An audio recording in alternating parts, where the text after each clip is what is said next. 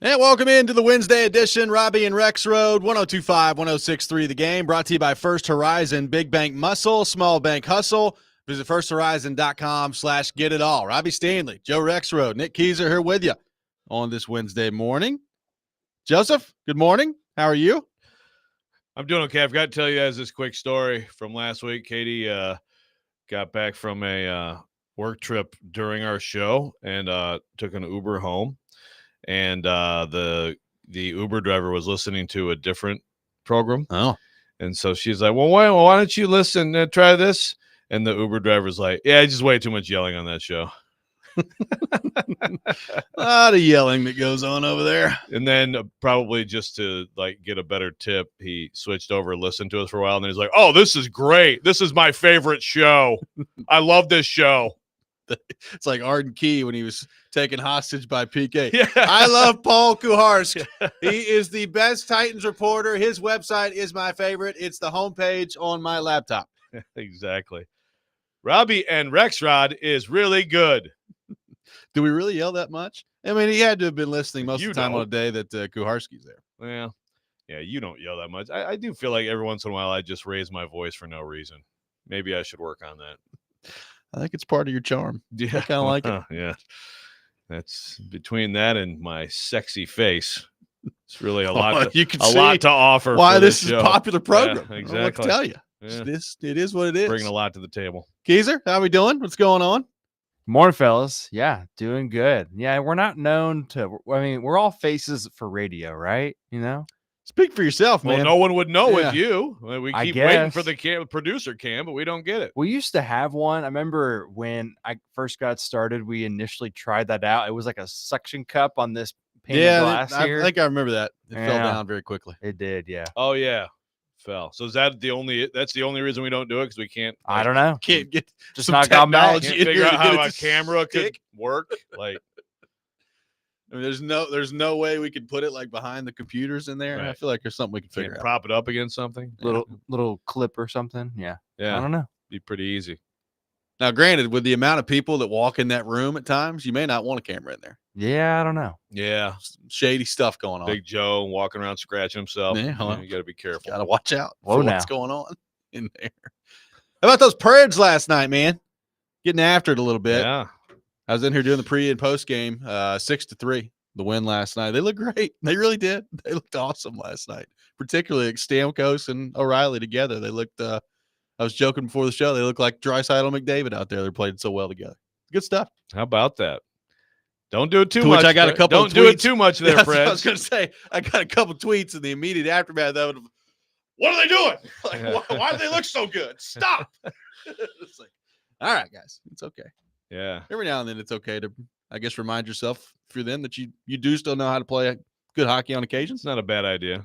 Probably not, especially not a bad idea for Andrew Burnett. You know, some good hockey played between now and the end of the year. And if you want the Preds to tank, you know, one thing you probably should do is just find a reason to sit Ryan O'Reilly, you know. Yeah, like get that guy off the ice. Yeah. He tries a lot. Yeah, this all guy's the time. not helping at all.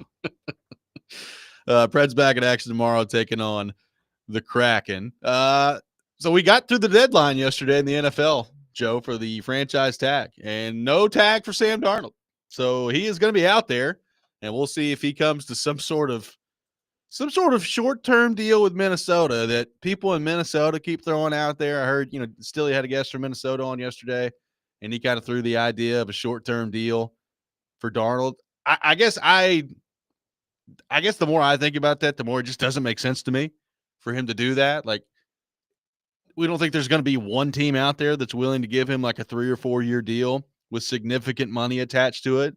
I understand the situation for him is really good in Minnesota. I get that. I do. I also understand that, like, when you've not gotten the huge contract payday before in professional sports, that's a really tough thing to pass up if and when it comes. Yeah. Oh, absolutely. No, I mean, I think to me, it would be, again, I made the case yesterday, the case that the Vikings could make to him, which is, look, man, 2 years. And then, look, JJ may take over your job, but you play well. You're going to get you're going to be only 29, right? He's 27 now. And at 29, you can get that deal with someone else, and more teams will feel less teams will feel like you're a one-hit wonder. Come here, do the same thing, run it back with us the way you played last year, and no one's going to be talking about you being a one-hit wonder anymore. Now, of course, teams could still be talking about, yeah, boy, those conditions sure helped them. But again, I think Sam Darnold, anybody who objectively watched him last year, he was good. On his own, he was very good. Yes, I'm with you, Robbie. I feel like there's got to be somebody who would want to sign up for him at 27 years old with like a 4-year deal, basically, 2 years guaranteed at a good number. What's the tag number? The tag number is like 40, low 40s, right? Yes, in that neighborhood. I don't remember specifically what it is, but in that neighborhood. So, I guess, does this also mean like that the Vikings feel like if he does find that the market is not to his liking, or just there's nothing that's great, that they can get him at 38, 36? Because that's cheap, man, for like a quality starting quarterback. These average quarterbacks are in the 50s now. Yeah, it was interesting. I got an email from our man Jimmy Shapiro yesterday from oh yeah, Bet Online. Get emails from him every day. Yeah, he's a persistent guy. Have you ever like emailed him back? No. He responds immediately. Really? Yes. Good for him. Like, he emails everyone in the world and then also answers every email in the world immediately. Check it out sometime. Pretty impressive. Yeah. Well, he's got the odds for Sam Darnold's next team. The favorite to land the services of Sam Darnold is the Raiders. That's the favorite to be the next team. Then Pittsburgh, the Giants, the Colts, the Jets, the Saints, and then the Titans. Titans are 7th. Wow. On that list.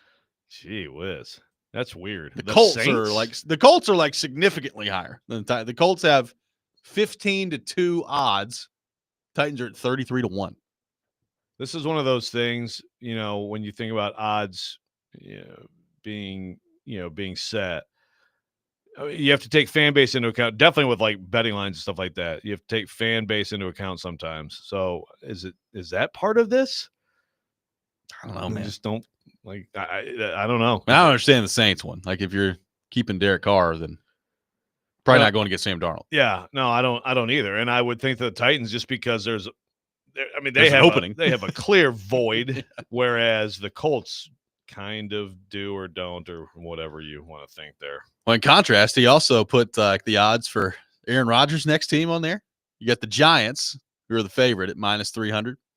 And then it's the Raiders at number 2, the Steelers at 3, and the Titans at number 4 at 5-1 for Aaron Rodgers.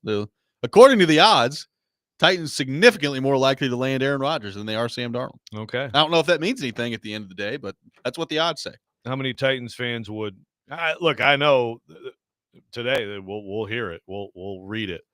There are some Titans fans who just think Darnold stinks. But how many Titans fans would take Rodgers over Darnold? Well, I think their response would be, I would rather take and I'm not saying that I believe this. I'm just telling you what the response would be. I would rather have Rodgers for 1 year than sign up for Darnold for 3. Yeah. Would be their response. Yeah. And I don't know if Rodgers at 41 for 1 year. I don't know what he's got left in the tank. I think some of the exaggeration of how bad he was last year, I think has gone over the top a little bit. Like, he wasn't that bad last year. But numbers were actually good. His numbers pretty good. But he's not going to be, walking around winning league MVPs again or anything like that. So you got to know that if you're signing him. Yeah. Is that worth all the other stuff? Yeah. I guess it's just the idea of, just get to next year and then get your QB, right. But I think Darnold's good enough. I think Darnold is good enough to be, whatever you want to call it. It's not like I understand there's less excitement for a 27-year-old who is good than there is for the number 1 pick and what kind of a superstar this kid could be, But I think you're going to be better off. I think you're going to have a better chance to win this year, next year. And I think Darnold, to me, showed that if you build a good team, which is what you have to do anyway, and if you don't do it, it doesn't freaking matter what you do really at quarterback, unless you happen to hit the lottery. So if you build a good team, I believe that he can win, and I think he can get you to the playoffs. And again, so it's kind of like the Tannehill model, and Tannehill model is the best thing that's happened to this franchise, other than the drafting of Steve McNair in 1995. So yeah, at that position for sure. I mean, look, there was a caller that called into Stilly's show yesterday and talked about how like he felt like Darnold's year last year was luck. I don't think you luck into 4,300 yards and 35 touchdowns. I mean, you definitely watch, because I definitely watched both of those pretty closely too. The Vikings-Packers 2 games. Yeah, right? there wasn't a whole lot of luck in there. Like he looked really good. He killed them. He did. Now, I don't buy into the luck thing. If you want to talk to me about, well, he's throwing to Justin Jefferson, Jordan Addison, and Kevin O'Connell as his coach, I can listen to that. Like those are conditions that, unless the Titans do some serious work this offseason, he's just not going to have here. So how important is that when you're trying to factor in what he is and what he can be for you moving forward? I don't know. I can tell you, independent of all of that, he made some throws throughout the year, and I watched a fair bit of the Vikings last year where you're like, yeah, it's a pretty good throw. It's pretty good. I mean, it's right in the breadbasket of where it needed to be. So I don't know how much luck was into it last year. Yeah. And with the conditions, give him good conditions. First of all, Brian Callahan's been a coach for 1 year. A terrible team, and it didn't go well. Yep. So I don't know. But yeah, you would hope that Brian Callahan would be a good condition for him. That's the whole idea. If he's not, then you have to have a new coach. So yes, then there's that. But I don't know for sure that that's not the case. So there's one thing that could work out for you. And again, he comes from a lot of the same ideas and concepts. Go get a receiver. Get an offensive line. That's what you're supposed to do. So I mean, like, yeah, you can make the conditions better. That's your job. Yeah, they can't, in some ways, they can't get much worse. So it's just the known of good is not as exciting as the unknown of could be amazing. But the unknown of could be amazing probably is not going to be amazing. Well, and look, I'm with Titans fans that look at Sam Darnold, and like, if they sign Sam Darnold, I'm not going to go out and start planning a Super Bowl parade. Okay, like I understand that he's not Mahomes and he's not Allen and he's not Jackson, and you want that, and look, you should want that. Like, and when you're looking at a guy like Cam Ward, and who's not played a snap in the NFL, you start to think about what could be, and could he be one of those guys? So I understand it. I understand how you get to this point. I just think, as we've broken down over the past few weeks, like the likelihood that Cam Ward, just by the numbers, nothing against Cam Ward, but just by the numbers, the likelihood that Cam Ward is ever going to look as good as Sam Darnold did last year in a Minnesota uniform are pretty small. It's just what the likelihood tells you when you look at the history of the NFL. So you have to weigh that if you're a Titans fan. You have to weigh that, more importantly, if you're the Titans front office. Yeah, exactly. And I understand, and I'm not saying that like it's a terrible thing if they end up with Cam Ward. I would, if you give me this choice, it's a quick one for me. Of these two things, the two things would be Darnold and Ward. Quickly taking Darnold, and I'm going to be able to get a player that I know is actually ranked universally as a great prospect, whereas Cam Ward is kind of all over the map. I think it's clear now he's the top QB. Yep. That's the way it's shaking out. But also, like, some people he's fringe first round for some people. He's certainly like mid to low teens for most people as a prospect overall. So Titans fans, that's the choice we're giving you. You can have Darnold, you can have Cam Ward. Which way are you going at quarterback if you're the Titans? 615-737-1025. Our phone number. We'll have more on that coming up next. Robbie and Rexrode, 1025-1063 The Game.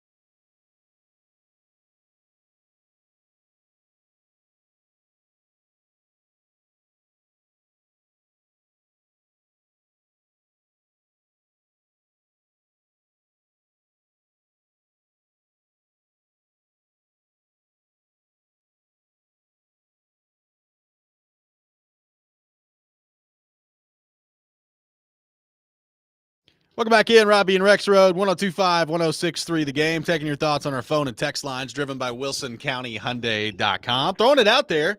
Titans fans, we're giving you a choice. You can have Sam Darnold. You can draft Cam Ward as your quarterback. Which way are you going? Ed on the text line says, I'm going Darnold, but it must come with a trade back and a first-rounder next year. That's not negotiable. Got one texter that says, I'm taking the cheaper Ward over Darnold, just because there's no reason to pay more money for a quarterback than we need right now. If we were a quarterback away, then I would take Darnold. This from an unnamed texter on the text. Yeah, I don't understand that mindset. But before I get to that, real quick, I'm going to address that. But real quick, if you know anything about YouTube chatting, let me know why it's telling me to create a channel to join the chat. In the meantime, I can just YouTube chatters. All I can do is yell at you. I can't interact with you by typing. So I'll have to keep it verbal for you. But thank you for K Doty for talking about our beautiful faces. Yes. Yeah, the whole, if you're a quarterback away, again, you're signing Darnold to, I mean, not just for this year. You know, Darnold's on a 1 year. That's more like the Rodgers thing, right? And of course, that didn't work at all with the Jets. But Darnold is part of a rebuild. Darnold is 27. He's going to be your starter. You know he can play in this league, and now you build a team around him. That's not a 1 year thing. That's a multi-year thing. And if you do a great job of team building, I believe Sam Darnold is good enough to win. Again, I guess I'm doing boomer things, but someone's got to know what this create a channel thing means. I mean, someone's got to get that, right? The Darnold, I know it's not super exciting, but I think it's a clear best. Yeah, I think it's a clear best option. So I guess I'm on Team Stilly, huh? It's Stilly and I are we united. We are united in this take. You are, which kind of doesn't happen very often. I mean, now granted, if and when they don't end up getting Darnold, I'm not going to spend the next year crying about it and invoking his name over and over again, as I fear he will. But I do think it's the best option right now. I mean, look, going purely by the odds, which again, you can take that for whatever they're worth in your own mind. Purely by the odds, it's way more likely the Titans end up with Cam Ward than it is Sam Darnold. I mean, I went through the odds earlier on the Darnold front. They're 7th on the list. I mean, the Colts are in front of them. Well, Well, that makes sense. The Jets are in front of them, and he's already been to the Jets. Well, the Titans have total control over getting Cam Ward. They don't have control over getting Sam Darnold. They have total control over Cam Ward. They have the first pick. So that makes sense. And I'd love the full fan base referendum on this if we could get it. You know, that's your choice, Darnold or Cam Ward. I'd love to know what the results would be. I suspect it would be closer than some might think, but I bet you it would be something like 55 to 60% Ward. Would be my guess. Markel on the text line says, Cam Ward, Sam Darnold to me is trash. But hey, then again, Joe liked Kirk Cousins last year too. This is Markel on the text line. Oh, I had to take a shot at you and Cousins. Taking a shot at Cousins. I mean, Cousins, if you want me to like walk you through his career, you know, then we can do that. Kirk Cousins has been a very good quarterback in this league. And, you know, last year he was for the first half of the year too, and then he very much wasn't. I don't know what happened. Yeah, again, you know, Sam Darnold to you is trash. Okay, again, you're the classic example of the undefeated, the unknown is undefeated. So again, we talk over and over again about probabilities with these quarterbacks. I keep hearing the draft analysts say that last year Cam Ward would have been QB 5, QB 6. Like 6 is what I've heard. Yeah. So again, I like Cam Ward does some things where I'm like, whoo, baby, I like that. Not nearly enough for me to put my whole future in the future, which would be all my eggs in the basket. How are egg prices doing, by the way? I don't know. I don't think they're that. I got access to free ones. You do? You have your own chicken, don't you? Yeah. That is the key. I think that's the key for all of us is to get chickens. Can I have one of your chickens? I don't know. I'll have to check. Okay. Yeah. See how that goes. Ask Heather. Yeah, I don't know. Like Ward, I heard Trevor Maddich talking about this. By the way, we're going to get to a Trevor Maddich quarterback take a little bit later in the hour that was a little spicy yesterday on Stealing Company. So looking forward to that. But I heard Trevor Maddich talking about the quarterback part of this, and like what does Cam Ward do that's elite? And there wasn't a ton that Trevor Maddich could point to. He just said he's got a borderline elite arm. And that's important in the NFL, but it's not everything. There are a lot of guys that have an elite or borderline elite. Will arm. Levis has an elite arm. Will too. Levis has a borderline. He elite has arm. an elite arm. So it's one of those things where how important is that when you're weighing it? I'm not saying it's unimportant because it is important to be able to make all the throws. Anthony Richardson has an elite arm. Right. But that's kind of the case in point. Like there's so much more that goes into playing that position than just the arm. And look, maybe Cam Ward is going to step in. And he's going to be great immediately. I don't know. I just, when there's this much, I guess, consternation over him going at number 1 overall, it makes me really nervous if I'm a Titans fan. Now, how much stock do you put into like the draft analyst saying he would have gone 6th in last year's draft? I don't know. Like sometimes I think it's easy to say that stuff in hindsight when you've seen some of these guys play at the NFL level. Like did these draft analysts really have Bo Nix that high last year where they're saying that he wouldn't have gone ahead of Bo Nix? I have my doubts about that. So sometimes I think you have to take what draft analysts say a year out with a grain of salt in these conversations. But I think it does go to show you that it's pretty easy to see whether you're the Titans or anyone else, and this could affect whether or not they're able to trade back, by the way, how you're not like just totally excited and thrilled about Cam Ward at number 1. Yeah. I believe the draft analysts. I mean, if you remember last year, I said Jaden Daniels will flat out be the best quarterback of this class. And year before that, I said C.J. Stroud will flat out be the best. So, I believe him. I mean, as I recall, I've always been right on this stuff too. Yeah. Yeah, I agree with you that it seems a little bit extreme with some of the stuff you're hearing right now about Cam. I'll say another thing on this front, which is now it's an afterthought. No one thinks about it. Really interesting segment I saw from Sam Phelan, Mr. Survivor. Yeah. About he's on my team. He's way more passionate than I am. I think Shadur Sanders is the best quarterback in this class. I know TD does too. A Jordan Reed draft analyst compares him to Burrow. I know that's very lofty. I'm not comparing him to Burrow, but it's the same kind of idea, which is quick processing, ball out, ball accurate.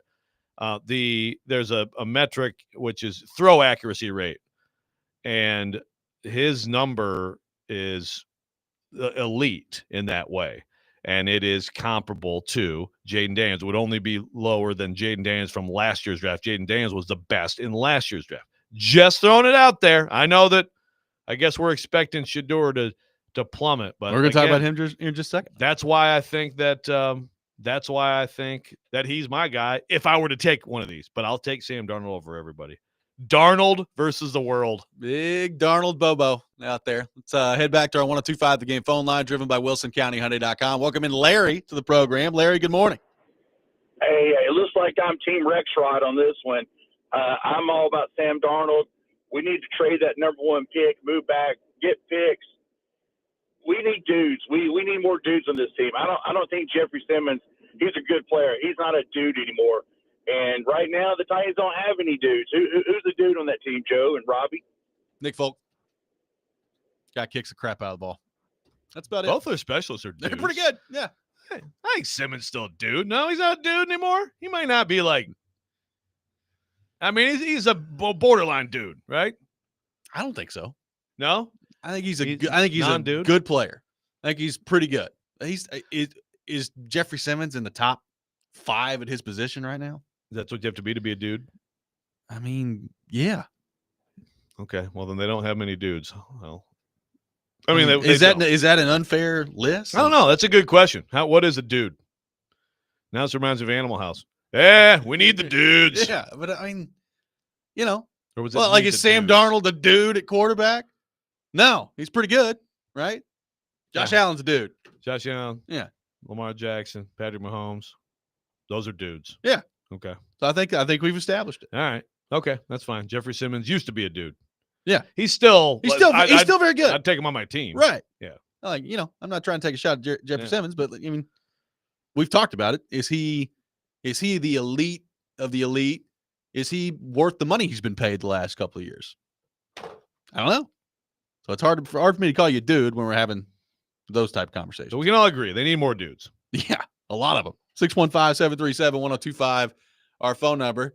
Joe brought up Shadur Sanders. Some interesting takes on him coming out of the combine. from Todd McShay. We'll get into that coming up next. Robbie and Rexrode, 102.5, 106.3, The Game.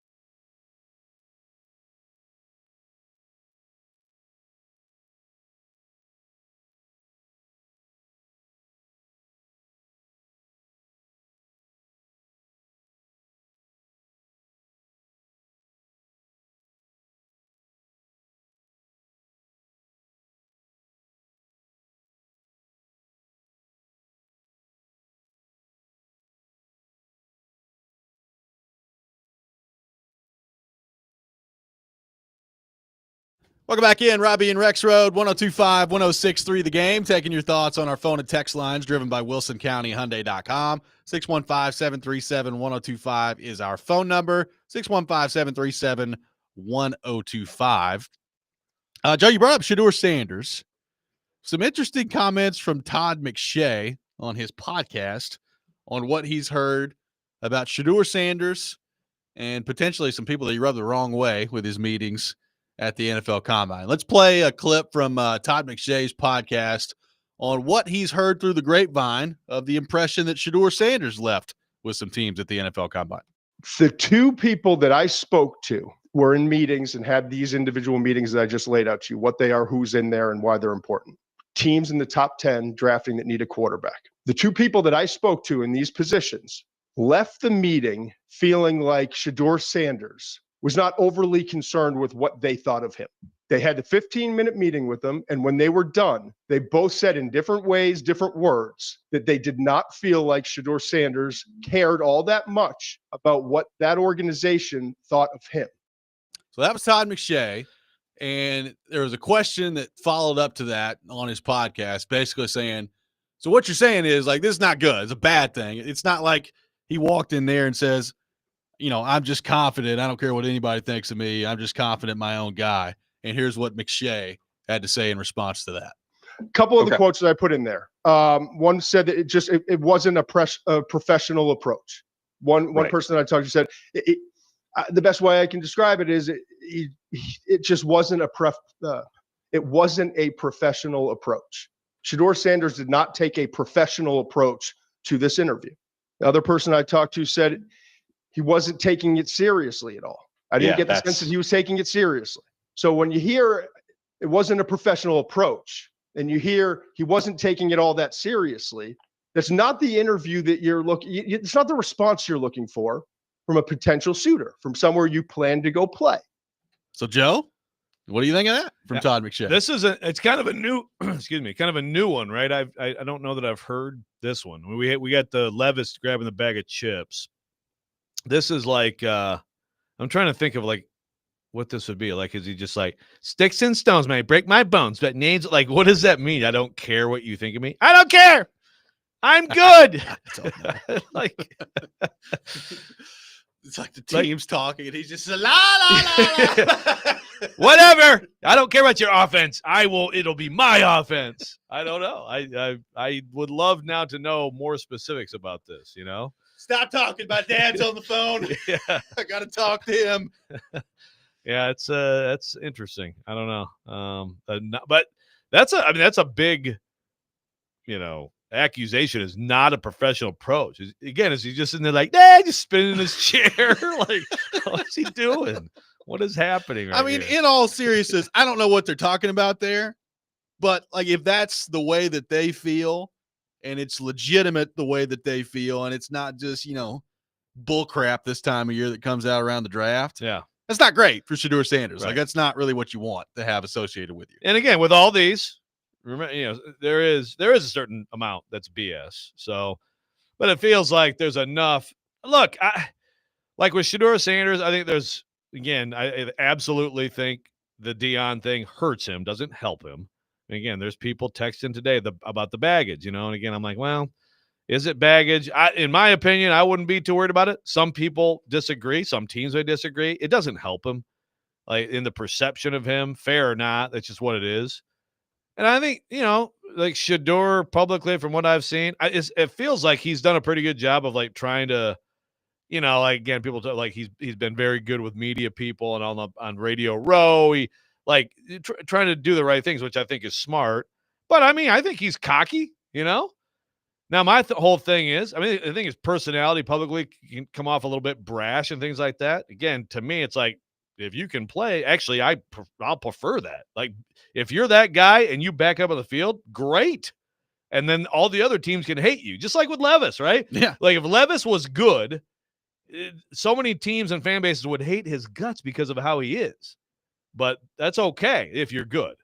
Is Shadur good? That's what really matters, right? Yeah. I mean, it doesn't seem like any of this stuff is like enough to really, I would not think to like derail a team that actually believed him as a player, but maybe I'm wrong. I don't know. I mean, again, when you get into these draft conversations, the thing that I think we sometimes lose sight on, we get caught up so much in groupthink, and really at the end of the day, it takes one team. Like it takes one team to love someone and take them in the draft, right? Like, I mean, you know, sometimes we get caught up so much in the draft class as a whole or mock drafts and all this thing, and it takes one team to be like, I don't really care. He interviewed pretty well with us, and we're going to take it.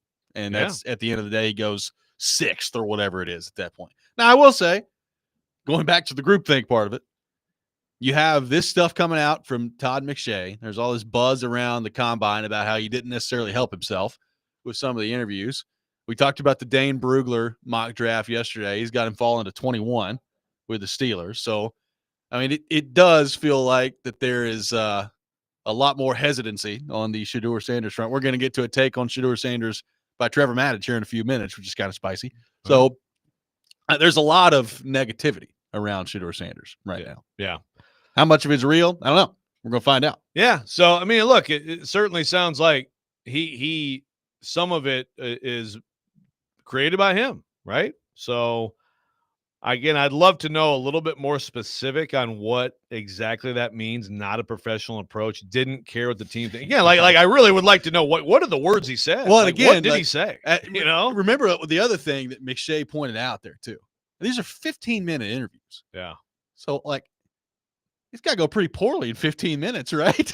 Yeah. Like what is it? What could you do in 15 minutes where you're just like, that guy just didn't care? Yeah, but I mean, yes, but those interviews, like, because every once in a while a team will let a camera in. And I think last year there was, I think it was like Roma Dunze talking to somebody, but you kind of you've seen like what it looks like in there. They're so awkward. Yeah, it's all these people, it's and weird it's anyway. It's a very awkward situation. Which again, you put a guy in a spot and see how he handles that situation. You're gonna have to be in front of, you're gonna be in your position room. You have to be in all these situations. They're very weird, but I could see, I think in that amount of time, you can probably get a decent feel, and also they can probably, I can see how those interviews could like go sideways and give you the wrong impression. Like some people just are good in some settings that some people aren't. I'm just sitting but here, I think a lot of people just were predisposed to not like him. I'm just sitting here like just envisioning Shadur in the chair and somebody from the Raiders is talking to him. He's like, hey, stop. No talk. We're just going to sit here for the next 15 minutes. Ethan from Lawrenceburg says Dion helps Shadur with the media and hurts him with the actual team personnel. Yeah, I don't know. I don't know if I agree with either of those. I just don't know how many NFL people are really worried about Dion complaining or calling all the time. I mean, maybe. I wouldn't be. It's like, okay, Dion, all right, yes, you're right. We need to get a better left tackle for your son. But I like that's just not to me. Well, it doesn't sound like this had anything to do with Dion. No. But I'm just responding to this text. Right. As far as helps him with the media, does he? I mean, he helps him in terms of being discussed more, if that's help. So, but I don't think the discussion, I think often it's not positive. So I don't know that that's even true either. Right. So we'll continue to take your thoughts on Shadur Sanders, your reaction to what Todd McShay had to say about Sanders, not necessarily leaving a great impression with some of the interviews at the NFL Combine, plus a take on the quarterbacks in this draft from Trevor Maddich that I had not heard yet to this point. We'll get into that coming up next. Robbie and Rexrode, 102.5, 106.3 The Game.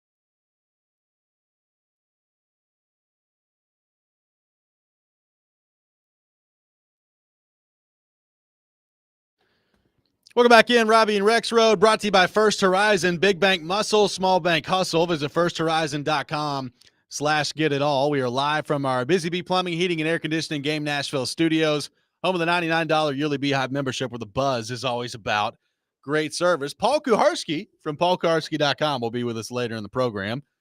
We'll get into the quarterback discussion, all sorts of different Titans takes with him as we are a week away, Joe, from NFL free agency. A week from today. Thank goodness. Right around the corner. Legal tampering period on Monday, which I'm sure no one's going to talk before then. Yeah. Sure there's no conversations going on. Yeah, it's just like reporters and team execs only talk when they get to Indy. Yeah. Well, they found, oh my gosh. How you been? Hey, can you tell me anything? Did you hear about that fight in the Starbucks yesterday? My goodness. There are some people giving examples on the text line, which is a fair thing to bring up. You know, like the Colts fan earlier, I think Ben, saying, "Hey, I can tell you, give you some cautionary, tales about going out and trying to, address things with the veteran quarterback." Someone here, Josh, saying, "What about bringing up Brock Osweiler?" There was a great move by the Texans that just absolutely turned into a turd in the punch bowl. So, yeah, sure. I mean, they don't all work out like Ryan Tannehill, no doubt. Especially with Tannehill, where like it's a 4th-round pick and you get Ryan Tannehill, right? But I think Darnold's good. I guess I'll die on that hill. Yeah, I mean I'd have to go back and look at Osweiler's numbers when he was in Denver, but I'm going to doubt that they approached what Sam Darnold did last year. It's just my guess. I have to go back and look. Yeah. No, that's that'd be interesting to look back. I do remember thinking, yeah, good move. Yeah, he played well. Pretty good. And then it was like, oh, he's not very good. Actually, I remember covering a Titans-Texans game in Houston, and like it was like, oh my gosh, Parrish Cox. They had McCourty. And Parrish Cox, and like Brock Osweiler could not complete a pass to DeAndre Hopkins, who like at that point was like the best receiver in the league. I was like, so is this like the Titans actually have good corners, or does he absolutely suck? Yeah. I think that was actually the game that they ended up losing with the punt return, and then Bobby April got fired. I mean, so the year where Osweiler, quote unquote, made his money with Denver, he went 5-2. He threw for 1,967 yards, 10 touchdowns, and 6 picks. It's a little bit different than Darnold. Yeah, someone brought up yesterday that Darnold is like a Matt Flynn situation. Now the Brock that you just mentioned, that's kind of like, that's what comes to mind for me. The Matt Flynn, yeah, where, you don't really have that much of a sample size. It looks pretty good. Some of it is like, throwing 5 TDs against like the Lions, but it did happen. But then people get way overexcited. Darnold has done a lot more than that. Let's be fair. So on the Sanders front, Trevor Maddich joined Stillman and Company yesterday, and they were discussing what we just talked about, the comments from Todd McShay and, how concerning that would be if Trevor Maddich was kind of looking at Sanders as a prospect and deciding whether or not he should draft him. And at the end of that conversation, Trevor Maddich threw this out there as it relates to Sanders and where he wonders he's going to fit into this year's draft. Here's what Trevor Maddich had to say yesterday on Stillman and Company. Right now, the potential for him to have distractions in his life that will lure his attention away from what he needs to do to be a successful NFL quarterback, because, he's got this quarterback thing going on. He's got this music thing going on. He's got his TV commercial things going on. He's got his brand development going on, and if that's all a risk for NFL teams, they've got to be compensated for that risk. And that compensation is that the grade on the guy is super high. And so, it's really bad for Shadur if he isn't seen as someone who would sell out everything to succeed at quarterback. And therefore, teams might not want to take the risk on him. I think Jackson Dart, and I was thinking about this before you told me that, Jared, I was thinking Jackson Dart might end up moving up ahead of him in the quarterback pecking order anyway. So what about that? He thinks that Dart might end up moving ahead of Shadur Sanders anyway, before all this stuff came out with Todd McShay. Well, maybe. I mean, that's possible. The other stuff. So first of all, do you know what Jared told him? I think it was just the same stuff we were talking about with McShay there. Just the Yeah, and look, they were going through The what does interview it stuff. mean? Like the interview stuff. Is he focused on the right things? He needs to be focused on those type of things. Yeah, this now crosses into one of my pet peeves of all time, which is, okay, so again, if someone is doing something that people see in their free time, then all of a sudden they don't care. They don't love ball. Again, Will Levis doing a Mayo commercial. It had nothing to do with why he was not good at quarterback last year. He Glad he did it. I mean, I am too. But in all seriousness, there are people who still like, hey, stop doing those Mayo commercials. You might play some quarterback. I mean, see, there's me just yelling for no reason. Now I get it. Uber guys. Uber guy, upset. don't leave us, Uber guy. Uber guy, stay with us. But it's stupid. I'm sorry. Now look, if it's true that he's more concerned about all those things, well, then I want nothing to do with that guy. I'll say this. If Deion Sanders is your dad, by the way, is a successful college coach who's done some pretty good things as a coach. I understand he's rubbed people the wrong way. Do you not think that Shadur Sanders has an idea of what it takes to play at the highest level in the NFL? Do you not think that do we really think his dad's like, oh yeah, let's go out there and just make some crappy rap albums, you'll be fine? I'm gonna doubt. I'm gonna have serious doubts about that. I don't think he's dumb, and I don't think Deion's dumb, and I just think that this is just people getting distracted. They're getting distracted by this really meaningless side thing that's just something he's doing with his free time. I just there's plenty of people. Again, someone else plays video games 8 hours a day when they're not working out or they're not watching film. Someone else goes to the movies, plays golf, whatever. If it's a public thing that we see about, right. Yeah, or does hallucinogens. That might be a little bit more damaging. But if it's something that we see, then all of a sudden it's like they're not serious about the game. I just find that ridiculous. I mean, and Trevor Maddich obviously has played in the NFL.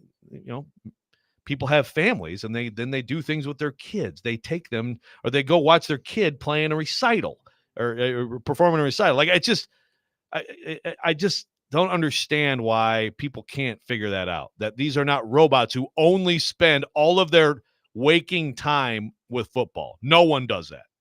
I just thought that's the first time I think I've heard somebody say that they think Jackson Dart may go ahead of Shadur Sanders in this draft. I thought that was a spicy one from Trevor Maddich. Well, no, I think someone I think someone actually, I thought I heard somebody else say something like that too recently. It might have been the guy from Pro Football Focus. Okay. But yeah, I mean, hey, it's possible. Again, last year, did Bo Nix, he went higher than we thought, but did he not go ahead of someone who was also supposed to be drafted before him? I thought that was the case. I mean, again, now we're getting into QB 4, 5, 6, but I thought he actually went above someone who was supposed to be higher in the pecking order too. I can't remember. I mean, look, Shadur could be due I know for Penix did. Yeah. Wow. Right. Look at Penix. Yeah. Yeah, I mean, Shadur could be set up for a fall here, no doubt. But like you said, there also could be that one team that sees all this and says, you guys are idiots. And I would be impressed by that team because I think he's the best option of the quarterbacks in this draft. There's one dream as it relates to the Titans in the NFL draft that I will not let die, regardless of what anybody else says to me. Plus, I think it's magnified at this position if they draft Sam Darnold or if they go sign Sam Darnold in free agency, excuse me. We'll get into that coming up next. It's Robbie and Rexrode, 102.5, 106.3, The Game.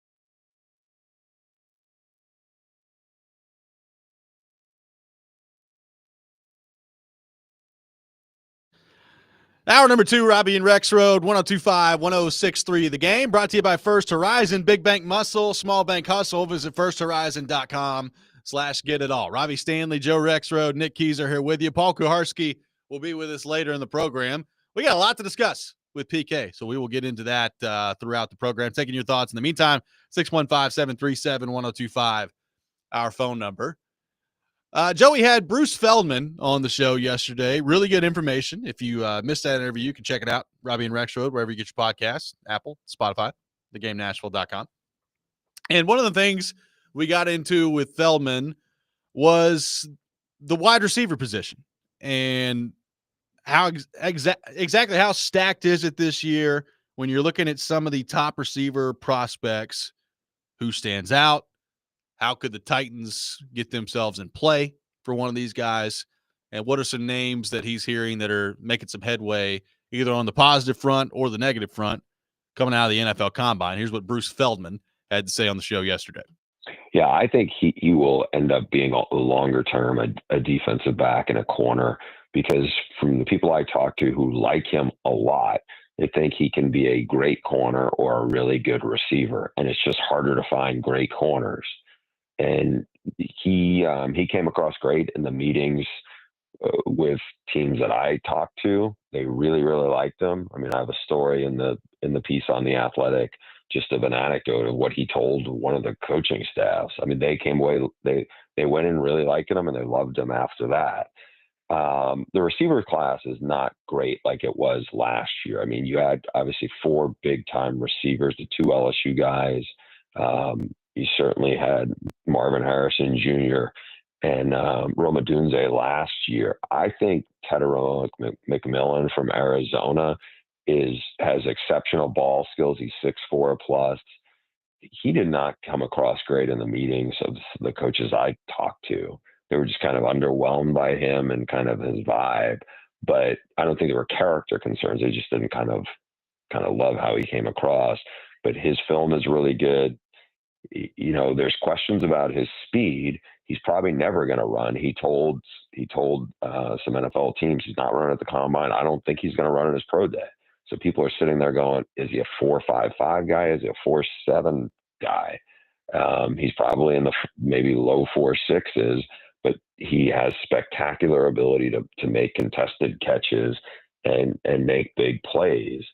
So I think from a talent standpoint, he's number one. A guy who helped himself probably as much as anybody overall in Indy was Matthew Golden. He ran blazing fast at sub 4.3. He is probably the best route runner in this draft, and he has really good ball skills too. He's just not very big, but I think he is a solid first round guy. So that was Feldman yesterday on the receiving class. He talks about Matthew Golden there really helping himself. He ran a 4.29 on the 40 at the combine. People have called him the best route runner in the draft, not just Feldman. Like a lot of people have called him the best route runner in the draft.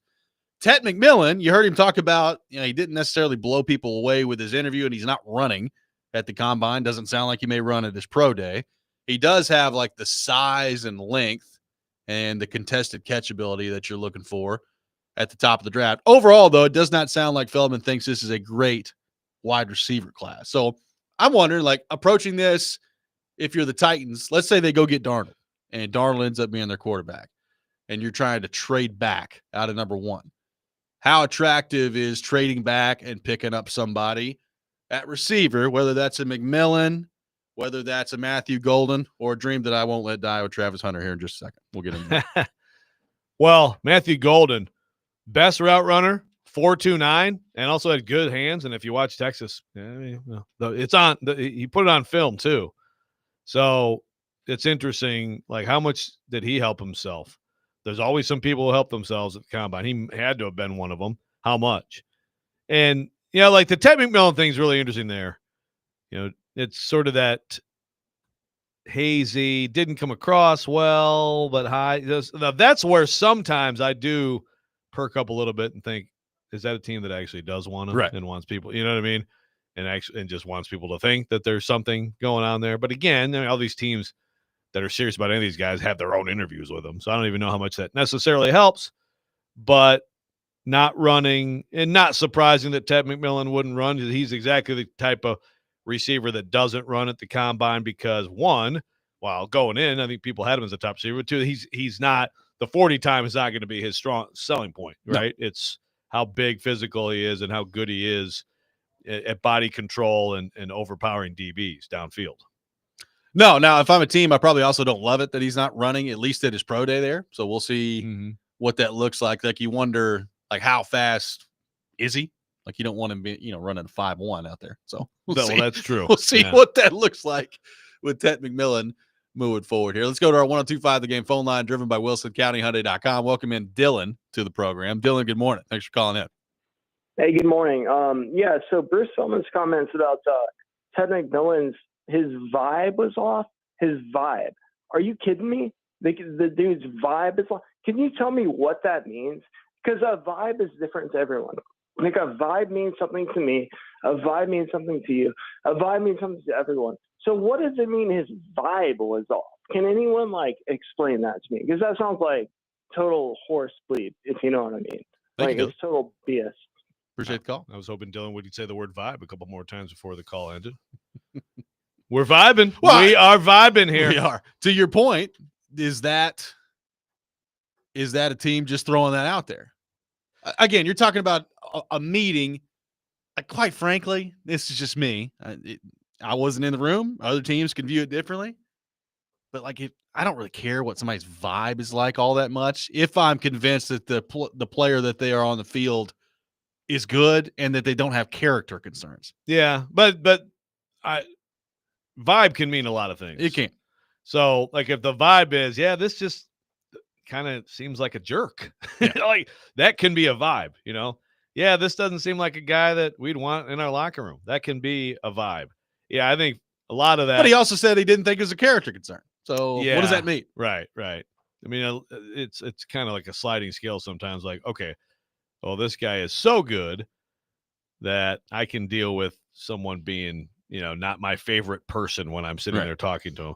I mean, that's another interesting thing with Travis Hunter, by the way. And I mean, if anybody's paid attention to Travis Hunter, in his interviews and stuff like that he's done, I'm not at all surprised that he blew teams away. He's awesome. And that's another reason that, to me, the Titans should run to the podium if he's available and bring him in because – well, he will be available unless they trade, but yes. Well, that's right.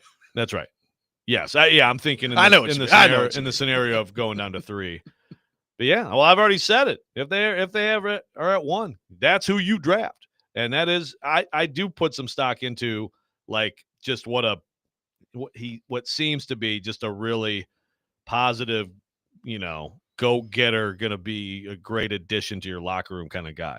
I'm not giving up hope on Travis Hunter playing receiver. I don't care what you say and what everybody else says. I went down the YouTube rabbit hole of him playing receiver yesterday, Joe, in the Robbie Stanley film room. And let me tell you, I like him.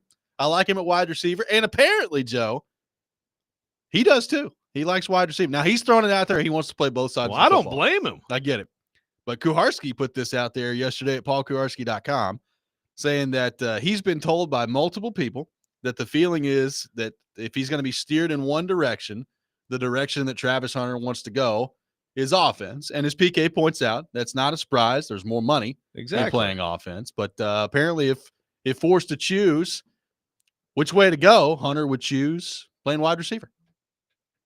I'd much rather, if I was equally good at those, I'd much rather go the way where you score touchdowns, what the play is, and you get to go torch somebody else, and you make more money. Yes. All day. So I'm not surprised by that. But sorry, Travis, you're going to be an all-time great corner, and you're going to like it. But I give him some plays. You make pretty good money some plays. Too. You can. And I think he'll be the type of corner who will not be sad with what his second deal is. But, I don't blame him at all. Although it's got to be fun to lock someone up and make big plays and kind of live on that island and all that stuff.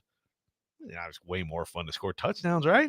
It is. Have the ball in your hands. I still think he can be a pretty good receiver at the NFL. No, I do too. And every once in a while, I hear when these draft analysts throw out, I mean, I don't like the Justin Jefferson thing that doesn't really. Well, the conversation to compute me, for me ends if it's Justin Jefferson. Well, He's a receiver. sure, yeah, and I don't see that, but yeah, look, maybe he is.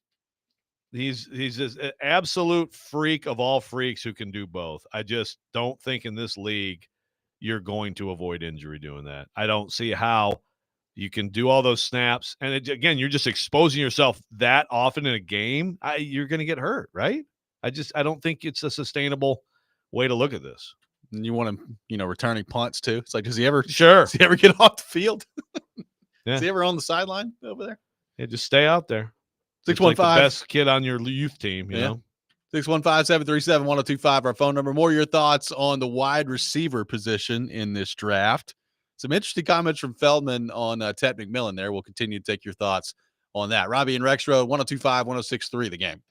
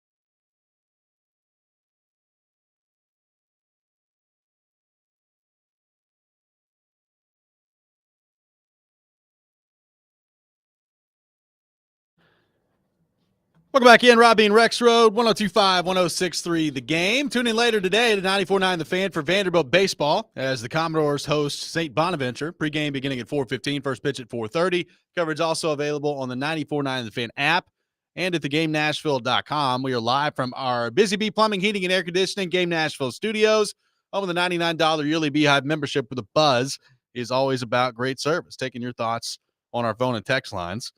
Got one texter that says, can you imagine the hype if Travis Hunter gets a pick and a touchdown in his first game? He'd turn into the face of the league. Oh, my goodness. It'd be almost like Marcus Mariota throwing four touchdown passes and having a perfect QB rating in his first game. Sorry to bring that up. Hard to find a better debut. That was pretty freaking good, man. Not a sign of things to come. So TD and Jeremy Fowler have a combined report here. Okay. Kind of from the Titans' perspective, a couple interesting nuggets in here I thought I'd throw out here. So one is a few themes talking to different people, right? A lot of people think, that Ward is the consensus QB number one, but that Sanders' skill set might be a slightly better fit for Brian Callahan's offense, according to multiple scouts. That's interesting. Remember, yes, Cam Ward, a lot of people have Cam Ward as the top guy. But the Titans are bringing in Shadur Sanders this week too. Sunday, I believe. So is that just because Stephen A. Smith likes Deion, or are they just wasting a visit on a guy that they don't? I don't know. Like, throw my jacket on the ground, Kuharski. In all seriousness, Jeez. like I do think having these visits before free agency is really smart by the Titans. Yeah, for sure. Getting as much information as you possibly can before you delve into free agency next week. I think it's great. And, the Hunter one's coming a little bit later, but the Hunter one is probably the one that I'm least concerned about in terms of the visit, the impressions. I mean, pretty much to a person, Travis Hunter's left a good impression on people. Travis Hunter's film kind of speaks for itself. So I'm not really worried about Hunter there, but I think in general, the idea of them getting as much information as they can before the free agent period opens up is really good. Absolutely. A couple more quick nuggets from this. A lot of the same people, these scouts, believe Titans' three best options or top options are Ward, Carter, and trading out. And the majority of league personnel surveyed by ESPN believe Tennessee prefers to trade out. So, it's felt that way. And then all of a sudden you get this, Cam Ward to the Titans. Are they falling in love with Cam Ward? And is that misinformation? Is that real information? Paul Kuharski's here to tell us what's real and what isn't. Paul Kuharski is here, fresh off a week last week at the NFL Combine. PK, good to see you. What's going on? Good morning, gentlemen. How are we doing? Doing fantastic. How are you? I'm well. I'm happy to be home. And I'm tweeting something now that I think will get the conversation started. Okay. Titans aren't going to be players for Sam Darnold. If he was a shorter term, cheaper option, sure. But as long as he's going to be a long-term, high-dollar commitment for somebody, it's not going to be them. What are you trying to do to Stilly today? Are you trying to just crap on his Christmas? Listen, right now on March 5th? I listened to Stilly a little bit on the way to pick up my kid and back. I definitely didn't turn it on yesterday, really intentionally, because I couldn't bear the idea of listening to him not talk about how he's wrong on the franchise tag. Oh, yes. Which he spent hours and hours and hours on predicting. What and we say? know what he does he when he's it? wrong with the prediction. Did he guarantee it? He just skips right by it. So I would bet money that if he said anything about being wrong on the franchise tag yesterday, it was like a quick mention going to break. And then he went on. And I don't know why you would be in love with Sam Darnold as an option now. Is he the best option for this year? Yes. Well, I guess it makes perfect sense for Stilly. If you're a short time vision guy and you can't see beyond Sunday's game, it's perfect for you. If you're trying to build a football team long range, you want Sam Darnold, the guy that showed up for the last 2 weeks of the season, which is what you get. No, when he's good. Yeah, he didn't play well, but I gotta say, okay, so let's just lay it out the way we laid it out for Titans fans. So you have a choice, and it's just all things being. Here's your choice. Your quarterback for the next few years is Sam Darnold or it's Cam Ward. You're choosing Cam Ward. No, I'm choosing neither. Okay, so you just want a crappy quarterback. I don't want a crappy quarterback. Who's your quarterback? It's some stopgap. It's a combination of Levis and Oh my God! and Mac This Jones. is really or inspiring. Jameis Winston. I'm But not you- here to inspire. No, I'm you here need- to tell you what's going to I happen. want you to run a team. No, be a cheerleader. I want Titans.com. I think Sam Darnold's good. I do. I think Sam Darnold's good, and I think that Sam Darnold could win. You for want him to be a quarterback the next 4 years here? I mean, I don't think that that's a terrible thing. Robbie, what do you think? Terrible thing? Good I'm not thing? saying it's a terrible Well, thing. it's Is it a not better terrible thing than getting one of the 2 or 3 best quarterbacks in next year's draft and building from there? How do you No. do that? Now, How do you again, do that? You do that with your first round pick and the first round pick you're going to get from Oakland or the Raiders or Who's the that QB? Jets. Who you like? Who's the QB? I don't next know. year? I'm not a big college football guy. I'll tell you. There's nobody right now that I'm like, oh yeah, that guy's gonna. Well, be here's right now. one thing we know about college football. You always know the summer before You know, the talent of the class Well, coming in. but you- Joe, a national college football writer, can't go with that. do you want me to help you on this? Because everybody did know that Caleb Williams and Drake May were going to be at this point. So that does happen sometimes. Sometimes.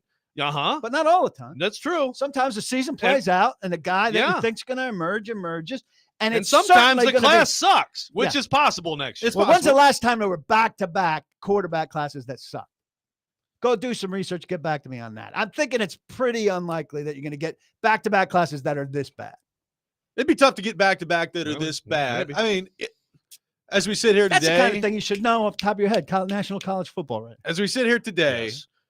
like I think back to Burrow's year. Burrow was fine the year before he had his breakout season at LSU, but he wasn't otherworldly, and then he was. Yeah. And it was no doubt who was going first overall. I mean, right? hopefully that happens next year, and it might. Same thing with Jane Daniels. Like Mhm. Jane Daniels was fine at LSU in Brian Kelly's first year, and then he was awesome the next year and led to him being drafted where he was. But the Williams, the Williams May situation, that wasn't an isolated thing either. There's plenty of times, Paul, where at this point we have a pretty good feel for a guy or two who are going to be at the top of the draft. And right now, like we just talked about the other day, I mean, Carson Beck was supposed to be that guy going into last year. Yeah. Now he's at Miami. I don't Yeah. know. I mean, people are off. The Nico's going to be ready. The Arch stuff is out of control in my mind for just because his last name is Manning. I have no idea if he's good. A year from now, you're going to love Nico. We know a game from now, you're going to love Nico. He's a Tennessee quarterback. Oh, shut up. and so TB Joe. yes. And so, could Lenora Sellers turn into that guy? Could Drew Aller turn into that guy? Yeah, he could. He Yeah. has traits, but man, I mean, that's fine. You want to have crappy I quarterbacking don't for as long want as to have possible, them. then I do don't it. want Go to for have it. them. I run my team. To answer your question, Pay you a lot of money. would I sign up for Darnold being the quarterback? I said earlier in the show, like if you're thinking that he's going to be the guy that takes you to competing for Super Bowl, the answer is no. Like he's not going to be that. Can he stabilize the position? And can you draft somebody to be your future in a year or two while he's still your quarterback? You can. Some good organizations have done that. Sam Darnold is, I think, the best option this offseason. I don't love the idea of committing to Sam Darnold for 3 or 4 years, and I never have. So And that's what you're going to always have been to my do, right? hesitancy. Somebody's Yeah. going to do that. Yeah, but again, to me, the Darnold thing is it's a 2-year commitment, and then if he continues to progress, well, great. Now you have him, and and if it's flatlining, not flatlining, he's not going to die. You know what I'm saying? Yeah. If it's stagnant, and or even like the last 2 games or a little bit more what he is than not, well, then obviously it turns out to be a bad move, a mistake. I still think it's a lot more of a known commodity, obviously, than any of these drafted QBs. And I think that you can get to the playoffs the way he played last year if you have a team around him, which you have to do no matter who your quarterback is. Don't here. Okay, but then you're gonna get fired along with everybody else if you're building this team. You have to build a team. There's no. All right, I got to get so Robert's sitting here saying PK is absolutely right. It's going to be Levis. I don't see how people don't see that. Are you saying right now that Will Levis is going to quarterback the Titans next year? Okay, I just want to make sure. I'm saying I just want to make sure. I expect he's going to play games. I expect he's in the mix, but they're not going into the season with the intention of Will Levis being the starting quarterback week 1 or being whatever. But I think it's probably a competitive mix. The market has dried up. the Carr, who they like. Maybe Cousins still comes free, and that's a possibility. They were never into Rodgers. Stafford thing didn't turn into anything. There are a lot of guys that we spent a lot of time talking about, and nothing's popped.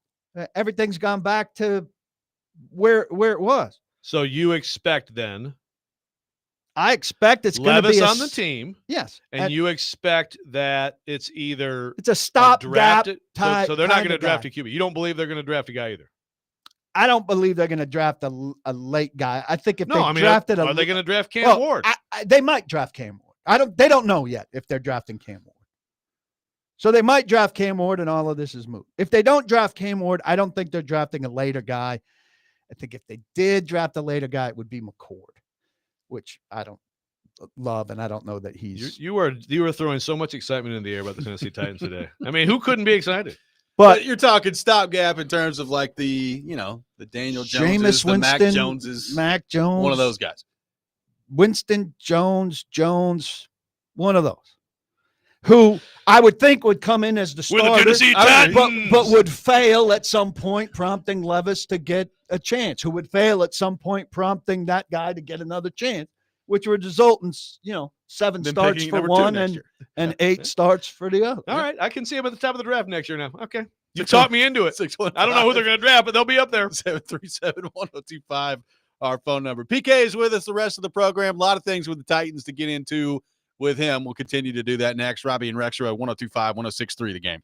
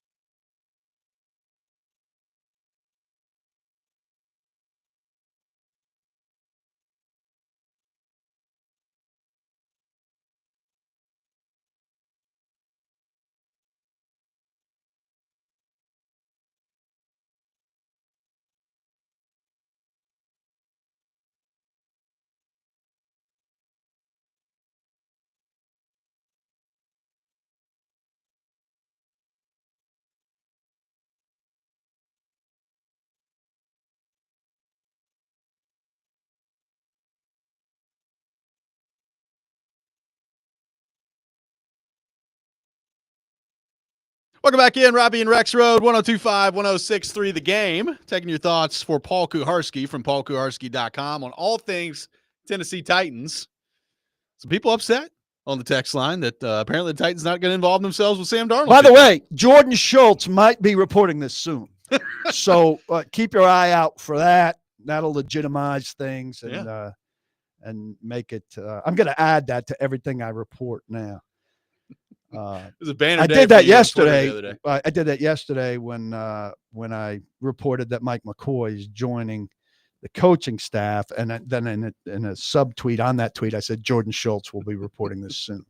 Do you know Jordan Schultz? Sure, watch out, man. I know Jordan Schultz only through DM Starbucks. conversations with him about how he reports my stuff 3 hours later and doesn't credit me. This happened with Lloyd Cushenberry. I reported that Lloyd Cushenberry had torn his Achilles. You'll love this story. Had torn his Achilles. He reported it as exclusive 3 hours later, and I sent him my earlier report, the tweet of my earlier report, and he kind of sent me back question marks. And I said, "Yeah, you're reporting this as exclusive, and it's 3 hours old." Right. And he's like, "Oh man, I didn't see it." And I go, "Well, you're seeing it now. It'd be very easy for you to just put a tag on yours like, oh, didn't see this." Paul Kuharski had it tip to first. Kuharski. He had it first. And he said, brace yourself for this. He said, "Oh, this is just such a terrible time for Lloyd. I hate to bring it up again." And I said, Okay, "Jordan, pretty good. Lloyd knows that he tore his Achilles. Like bringing it up again is not going to revisit some horror for Lloyd. Lloyd is currently, dealing with it." The tendon If he- that shall not be named. Yeah, He's reminded if every he- time he tries to take a step. I said there are all kinds of ways you could BS your way into not doing the right thing and crediting me here, but that's about the weakest one you could come up with. Are you trying to get yourself some free Starbucks moving forward here? I mean, it's I did incident not last know. week. I did not know he was an I alien. didn't either. I did not either. He's a tool. Look, in the Rappaport, you didn't ask Well, me. why don't you? In the Can we Rappaport rank? Can we do Schultz- the Mount Rushmore? I wish I was there in the Rappaport Schultz thing to officiate, and I would have said, "You are both giant turds." But in this situation, Jordan is actually correct.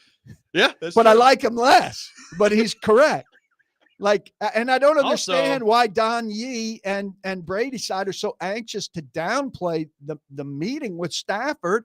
He's got permission to talk. You're winning. You've got him Yeah. skiing with you. This is great recruiting. Good job. Not, oh, no, it's an accident that they ran into each other In at this Montana. mountain in Montana. Yeah. This is yeah. so preposterous. Well, they just And how dumb does Rappaport look to carry water for it? dumb. He I looks mean- pathetic. Yes, he's pathetic. But he didn't These care. guys have no shame. He They didn't will- care. Don Yee says it. I will cut and paste it. But I will say this, I know that Rappaport has a horse or whatever, but I mean, being friends with Jordan Schultz may not be the worst thing, right? With Jordan Schultz? Yeah. I mean, Because of the stuff. Can he give you a free he's cup of coffee? a billionaire, man. Like, you might get to ski in Montana. He probably Not has taking a anybody's- house up there Not too. taking anybody skiing. He's a putz. All these guys, they continually expose themselves, these national guys, as jerks. So rank them. Rank their jerkiness? Well, Well, Schultz is the biggest jerk in terms of professional ethics. He has none. and we know that Kuharski, repaired his relationship with Pelissero last year at the owners' meeting. So Pelissero's in good standing. Well, I will with say, Kuharski right when now. I called out Jordan Schultz for this was 2 days old, my story that the top 4 guys were coming here before free agency. Yeah. 2 days old when he added nothing new to the story and put it out as an exclusive. Now, Rappaport, at least when Did he he put actually it say out, the word exclusive? yes, he has an exclusive banner that goes across his little graphic. Okay. Now, Rappaport put it out, but at least he advanced it and said who was coming what day. So, I mean, that's advancing the story. But Schultz put it out. And so I just tweeted, like, Jordan Schultz has an amazing record of taking my stuff and casting it as exclusives after I've reported it. This one's 2 days old. I can't imagine his record around the league. And I got like 5 texts from reporters around the league, DMs, about their personal stories with Jordan Schultz. Now, most people work for companies that won't allow them to say things like I say about Jordan Schultz. But I think I'm highly respected in the reporter community because I have no boss and I can say these things. And then meantime, a colleague in this very building on the next show, Joe Dubin, shoots me down like I'm getting beat by Jordan Schultz, who's 2 days behind me. I saw that. And so I expect Joe Dubin to walk in here. He should walk in here and apologize on the air, which he's still yet to do as far as I know. I haven't listened to his show. But I'll say very publicly, I don't appreciate him pretending like I'm getting beaten on national stories when I'm coming off a week, by the way, where I had multiple wins. So he thinks it's cute stick, and I think it's a guy not paying very close attention. So wakey a little earlier, Joe. He says, I'm not on Twitter much. Well, you're on Twitter enough to see Jordan Schultz's stuff, so wake up and look at mine. I hope Joe comes in here, apologizes to you, and then puts you in a big headlock. Because physical violence is always the answer. I don't think you're listen getting to enough Paul. love. Physical violence. I don't think you're getting enough love for your Travis Hunter stuff, preferring wide receiver. Yeah, I don't either. But I don't care about getting the Well, love. we're letting you love yourself right now on the air. Well, that's little fine. I self-love. don't know what Joe's doing. Joe's then like, Twitter's not real life. Well, it's real life enough for you to say that Jordan Schultz is winning. Okay, I was wondering what Joe we were talking about for a minute. Dubin. So where's the real life line for you? It's real enough for you to make judgments up to a point, but then when you get burned on it, somebody calls you on, it's not real life. I don't live on here. I'm out enjoying the real world. If I didn't correct Joe, would you have noticed this? Yeah. You would have? Okay. Yeah, because I'm on did you feel Twitter, at fault? which is, my not real. Did you feel like this was your fault? Well, it is. Brought it to your- No, because I saw his tweet and I was like, because he does this all the time, which again, that's a side issue of like it's the whole national newsbreaker thing. It's a totally different world than it used to be in terms of local stuff. But we do have people here locally, including Paul, who especially Paul. Yes, exclusively Paul, not exclusively. I didn't say exclusively. I said especially. Who break stories. So when Joe put that out, I'm like, dude, like I know Paul, TD, I think everybody, not everybody, but like maybe you first, but like other people have been reporting this. Well, in all seriousness. So then I corrected him, and then it turns into this big fight. In all seriousness, though, like I do think, even going back to the Pelissero stuff last year with Rappaport, Schefter, we've talked about a lot. Yeah. I do hope on this show, you've kind of gotten a little bit of a peek behind the curtain of what exactly goes on with some of these people sometimes and how much of, for lack of a better word, sellouts they can be in this information. It's very lucrative, but it's not what I call journalism. That would be echoed by me. Said back to our 102.5 The Game phone line. Welcome in Adam in Portland to the program. Adam, good morning. Thanks for calling in. Hey, man, do you know what it reminds me of with no interest in Darnold? Do you remember when Schottenheimer's Chargers won 14 games and then they fired him? I do. For some reason, it feels like that to me. Like, how can you have somebody who wins that many games out on the market and just go, well, yeah, we're not interested in that? The only thing I could think is that you want to lose and do that until the stadium opens and keep stockpiling bigger talent. Like, I don't know any other reason you would just come flat out and go, we're not going to be interested in a guy who can win like that. It just doesn't make any sense to me. Unless, the only way you would have to slide back still. So you're still not going to get the best quarterback if you decide to do it with a draft pick. So we're going to end up with Daniel Jones or somebody wild to be our quarterback this year. I see it. Like, that's the only answer, and it's really depressing as a Titans fan. What you're doing is looking at the quarterback independent of everything else. Like you're just carving out Minnesota Darnold and dropping him into Tennessee and thinking he's going to be the same guy who, by the way, at the end completely collapsed. So what if he's that guy? I mean, he very well could be, but you don't want to take a chance. Like a quarterback that's proven he can throw for 4,000 yards. You don't want to take a chance. I understand he played for the Jets. Has anybody ever succeeded with the Jets since the 70s? So, like, just erase that part. He did okay in Carolina. Jared tells you that 10 times a day, every day. What do you think about Borgonzi? You have faith in Borgonzi? I don't know Borgonzi. None of us do, man. So I know I don't have faith in him. I don't know him. Like, Right. He's got to prove it to me. I don't know him either. Maybe. He's got to prove it to you. So one of the things he's going to do in proving it to you is likely pass on Sam Darnold. So, I mean, that's as part of proving it to you as taking it. I'm with the disappointed group, Paul. That's all. I'm disappointed. Thank you for the call, Adam. Is there any way you can possibly yell more than you just did this segment? Because the next segment is supposed to be the rant. You're supposed to save that for the next segment. I've got some other options. You got something? Yeah, I got okay. something. All right. Let's keep ranting. We'll have the Rob rant coming up next. Take more of your thoughts for PK on the text line as well. Robbie and Rexrode, 102.5, 106.3 The Game.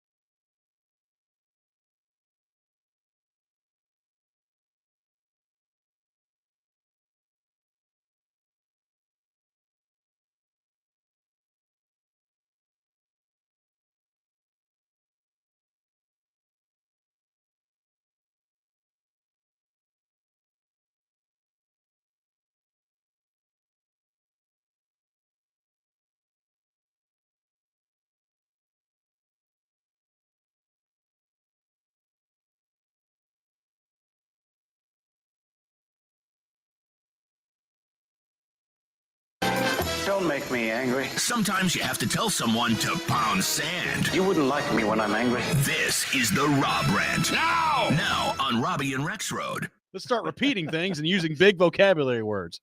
Where's a thesaurus? Not nearly enough for me to put my whole future in the future, which would be all my eggs in the basket. How are egg prices doing, by the way? I don't know. I don't think they're that. I got good. access to free ones. You do? You have your own chicken, don't you? Yeah. That is the key. I think that's the key for all of us is to get chickens. Can I have one of your chickens? Well, no, I'll have to check. Yeah. See how that goes. Ask Kevin. It is that time of the day. Time for the Rob Rant. PK like on that. the When will the He price? liked that. What's the price of a chicken? That's the question. The chicken prices down because the chicken's got to be expensive if the eggs are expensive. What do we get the chicken for? Because Joe and I still have this egging business that we want to get going. We really got to get but fired it's up here. absolutely the wrong time to Tell you get what. into the egging business. Yeah. George Schultz would be screwed if you two got in the egging business. Have some of this, Jordan. PK would cut the heads off chickens and throw them at Jordan Schultz, probably. I don't like the blood. That's where he draws the line. You have a chicken? I don't. Yeah, I have access to several chickens. Access is Yeah. different than having. I mean, Your family. my has family chickens. has chickens. Okay. Yeah. Do we have names? I'd rather not discuss. Like when We've We got got a guy. something. We've when they hit drop something. the eggs, is there like a cash register noise? So you can hear it from inside. Whoa! Time to go get them. That's like Sam Darnold when he signs a contract. I've grown to hate this time of year. Now we're getting close to the point next week where it starts to be fun again in NFL free agency. This time of year and some of the conjecture that comes out of these draft meetings reminds me a little bit, Joe and Paul, of NFL training camp. You know, we get all so caught up in NFL training camp and like each practice day. And I've ranted about this before of, I don't know what it is about the NFL where we put so much stock into practice and what people do in practice and how that's going to translate into a game. And sometimes it does. A lot of times it does not, i.e. Traylon Burks, which we've talked about a lot here on the show. I remember this time I just looked it up. A year ago, the conversation on March the 10th, March the 14th, I found videos, whether it's Dan Patrick, all these different ESPN shows. The conversation was Drake May's draft stock's falling. Drake May not impressing people in interviews. Drake May, he's going to fall in the draft. And what happened? Drake May ended up going third overall. I said it yesterday. I repeat it now. I think you got to be really careful this time of year when you're disseminating what information actually means things that come out via the draft and what information is complete and total bullcrap. We talked about the Shadur Sanders stuff earlier. I said it. All it takes is one team to like that kid and to draft him. This time of year starts to drive me nuts how the group thing just kind of all comes together. It reminds me of NFL training camp. I don't like it. I don't like this time of year. I like NFL free agency where real things happen. Oh, I agree with you 1,000%. Free agency is way better than the draft. You're talking about known commodities, guys that have proven what they are to some degree, or that you could at least project based off NFL performances. But he's not saying the draft. He's talking about the pre-draft stuff. You like? I mean, I'll take it. itself, I'll take it to the degree that free agency is better than the draft, because The draft's a great TV show. Somebody, though. yeah, but somebody told us, I think it was on this show, or somewhere else. You could go to the draft, like if you're live at the draft, or you're at a bar with people that are wearing Packers gear, and it gets to the third round pick. And well, this was Braden Gall telling this story. He's a Packers fan too, and it was broadcasting somewhere during the draft, doing pick by pick assessments as draft geeks do, and a Packers fan is a second or third round pick of a relatively decently known like college linebacker. And he went to a break and saw the Packers fan and said, "You must be excited about so-and-so." And he said, "Never heard of him." No idea. And that's a huge percentage of people. They cheer into the cameras or whatever, and then they get on their phone and they're looking up, and we get great hits on our introduction to the Titans third round pick stuff because they don't know who the hell he is. Well, in free agency, generally, maybe not the swing tackle that you're signing from the Vikings, but skill guys, who the hell they are. You've seen highlights. They've been on your fantasy team. Actual stuff starts happening. It's just actual things. It's an example of, number one, how the NFL dominates the sports conversations because people love football, and I get it. Like, I love football too, so I understand all that. But it gets into the same thing in NFL training camp, and this is not just a Titans thing, but like this is the team that we cover and we're here locally. Like, how much did we talk about Traylon Burks and Kyle Phillips and what they did at training camp over the course of a couple of years for the Titans at practice? And what did that lead to on the field? Nothing. Basically zero. Dude, Kyle Phillips was so awesome. Yeah, in I mean, practice. Unbelievable. I'm sure he was, but like it just the amount of stuff that ultimately comes out, and this is again not just a Titans thing, league wide, that ends up meaning nothing at the end of the day. I is try amazing. hard, Robbie, to contextualize that. Like, there's a split. Like, this is the news of the day. Right. Kyle Phillips was twisting people's ankles, but it's the news of the day, and it means nothing about opening day.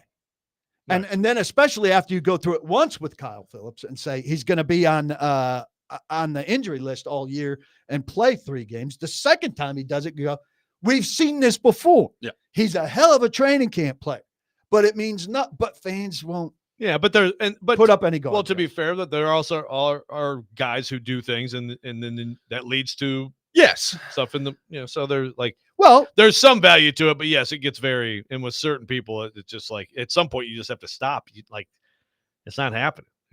Well, again, like Traylon Burks was bad in training camp last year, but he was and really he was bad good for the first. And he was bad for the first month of the But season. he was really good in It that foretold. camp before he got hurt at Minnesota.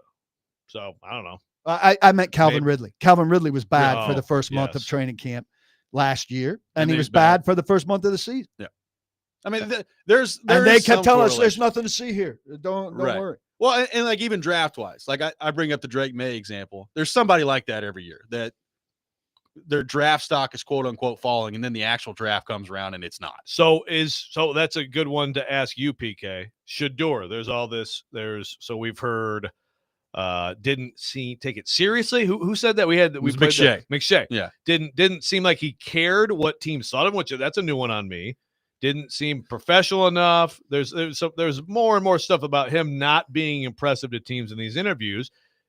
How much of this stuff do you think that this is BS? Do you think he's still going to go real high on the draft, or do you think he's actually falling? I don't know if he's actually falling. I heard compared to Ward, he was not as I don't know if sophisticated is the right word. He was not as good at the Impressive. board. At the board. Yeah. Okay. Overall, like football, how advanced is he in football concepts and knowledge? Not as advanced as Ward. So I think the distance I between take that he more and seriously Ward, than what McShay said. I don't know what McShay's talking about. I'm sitting in the chair. Don't talk. Yeah. No, I think his personality is just very, he's a lot like Dion in that he's kind of like flip and fun and all of that, which is fine if you know the football and can play the football. I don't think there were any major revelations that were not on the train tracks that we thought they were on coming in. But if those train tracks are angled a little bit away from each other and now we're further down the path, then they wind up a little bit further apart, right? And as we get closer to the draft, they continue to get a little bit further apart because they're aimed at different ending points. Real fast. Do you think the Titans have serious interest in Shadur Sanders still? I don't. It's certainly not at 1. Okay. There you go. He's coming in I mean, I think if they're taking it, it's Cam Ward at 1. It's a trade out. And here's the thing. I don't think they want to trade that pick without getting a first rounder back. I know they don't. Now, so if you can't get a 1 out of the Giants, then you may be more willing to go to 6 or 7 than I thought. Okay. But they got to get a 1 out of the Giants. And the reports seem to be that the Giants really want to get to 1. So if they really want to get to 1, there's a price to be paid. Drop your first round. 615-737-1025, our phone number. One more hour with PK coming up next. A lot more things to get into on the Titans and the NFL draft. Free agency coming up next week. We'll get into that as well. Robbie and Rexrode, 1025, 1063, The Game.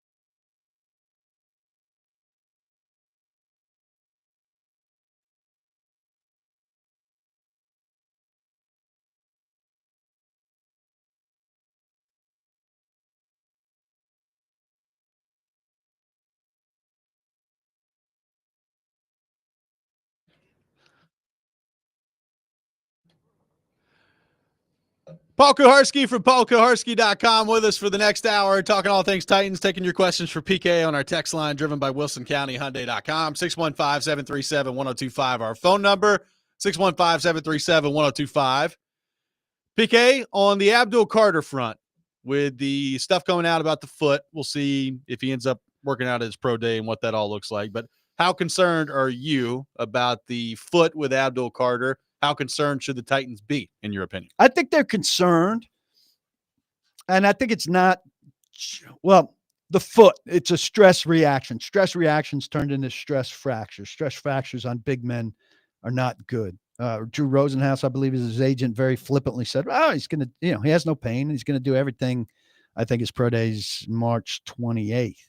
So in the span of a month, this thing that they discovered, which requires rest, and when Eli Manning had it, and he didn't miss a game, he had it during a season, rest, padded shoes, bone stimulator he used. We don't know if Abdul Carter's is more significant or less significant or anything than that, but I don't know how in the course of a month he's going to go do everything at his pro day. I'm skeptical of that. Doesn't need to do everything at his pro day, obviously, to enhance a draft status that is already excellent. Had some soft tissue injuries, had the shoulder. You'd prefer he be cleaner on the health front. My concern about a stress reaction or stress fracture thing is, when a guy comes into the league, and you guys know how this goes, like, well, we're not going to have him do OTAs, so this thing could settle down.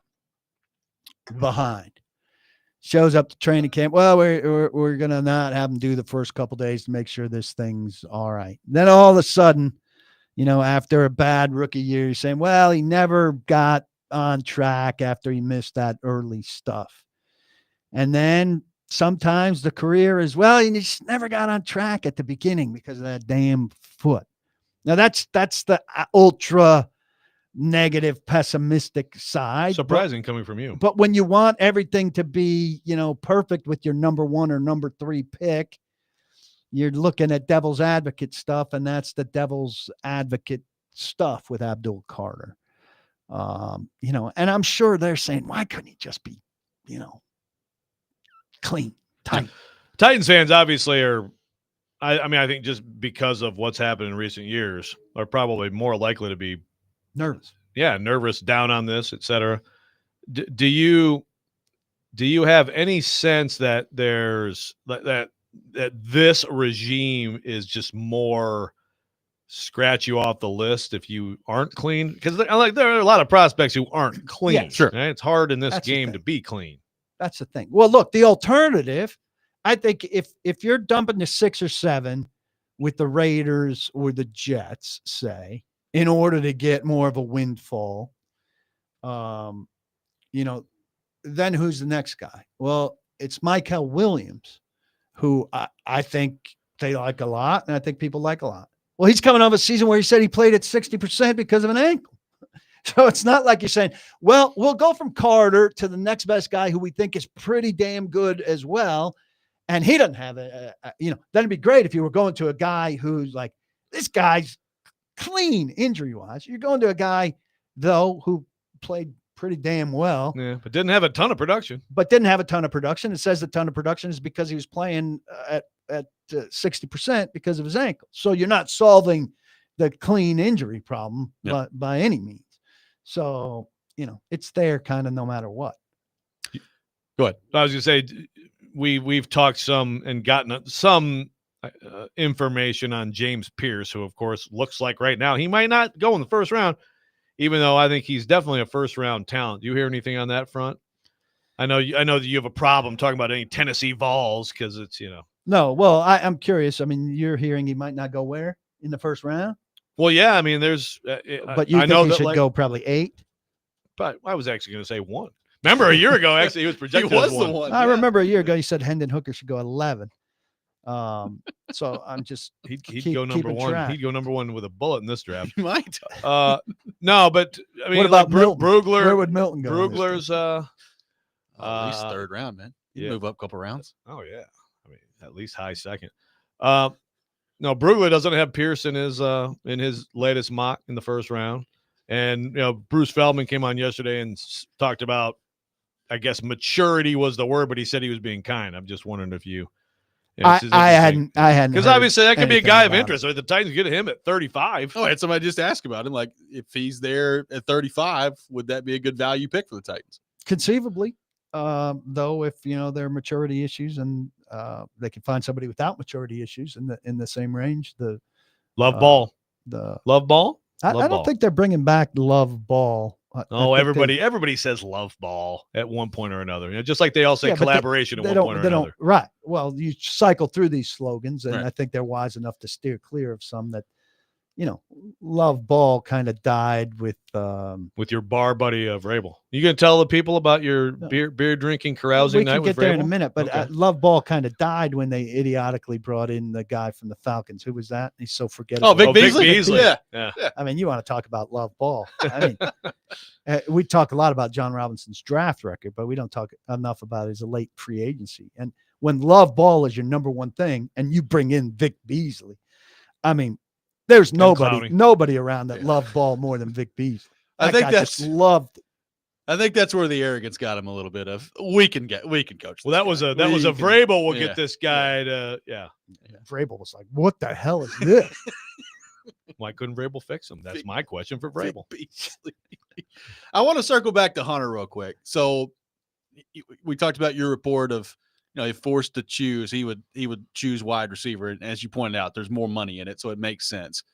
Brian Callahan spoke last week at the Combine about how if he was, forced to start somewhere, it'd probably be a defensive back. I think it's fair to say that the majority of people at this point view him as a dynamite defensive back and think he could be a pretty good receiver.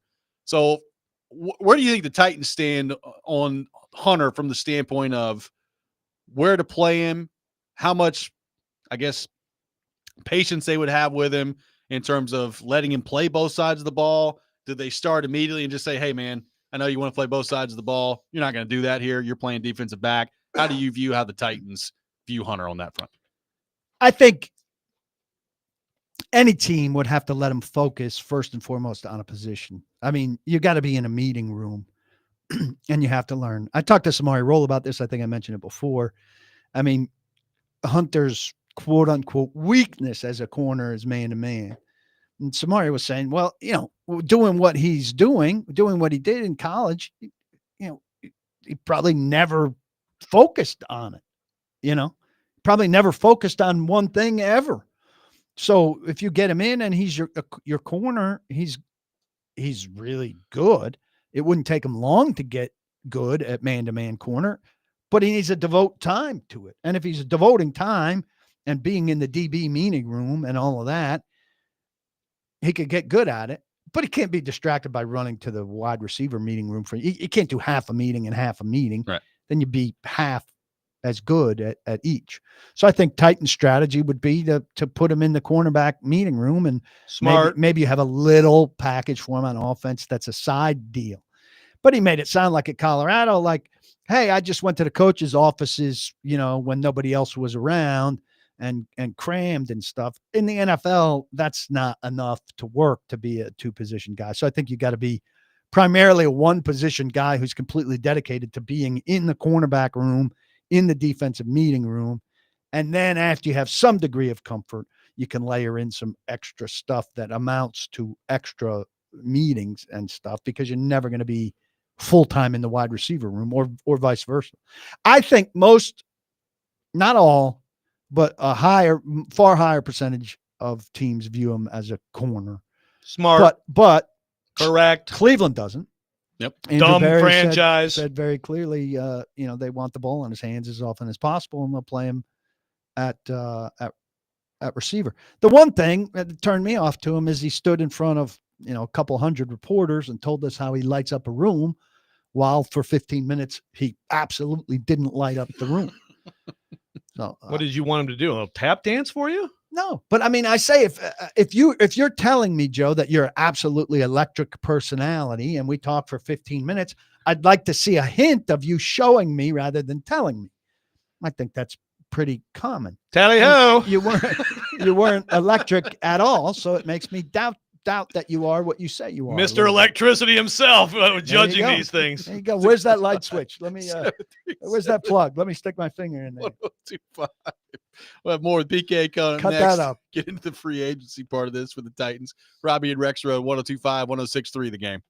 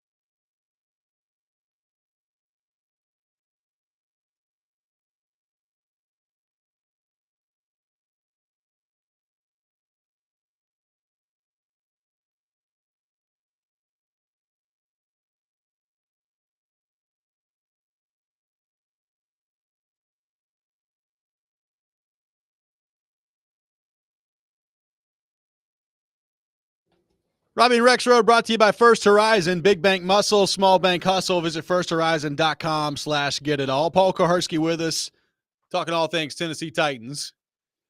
PK, I'm curious, coming off the NFL Combine, based on people that you talked with, comments from Brian Callahan, Mike Borgonzi, did you get a better sense for how active you think the Titans could be in free agency coming up next week? and a little bit more into what their strategy. I thought that was maybe the biggest surprise of everything that was said on the record there was that Borgonzi said that they were going to do a lot in free agency. And that they were going to work hard to get to the draft without, feeling desperate anywhere, which is always the ideal way to go into the draft.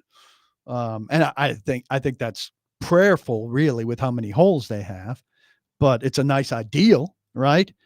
But what he said is, if we have a plan A, indications are, from what he said and then what I gathered after that in further conversations, if they have a plan A, like last year, whatever the plan A was, and then Rand very proudly said, well, what did he say? He kind of was in the shower, and I thought, hey, plan A hasn't panned out. We can switch this to Calvin Ridley. Right. I don't think they like that. I don't think they like that. But, hey, we have this money allocated for this plan that we put to very careful thought into. And it seemed like the plan B wasn't drawn up in the initial stuff, right? So I don't think they're straying from their initial stuff. Now, their initial stuff may have A, B, C, but they're not going to go on the fly and say, hey, you know what? We struck out on plan A. Let's have a second meeting now in the middle of things and pivot to something that's completely different than what we were intending to do and come up with Calvin Ridley, which seems like it's turning out okay. But if you didn't have that on the initial spreadsheet, they're not adding to the spreadsheet after free. That spreadsheet is written now. They know what they want to do.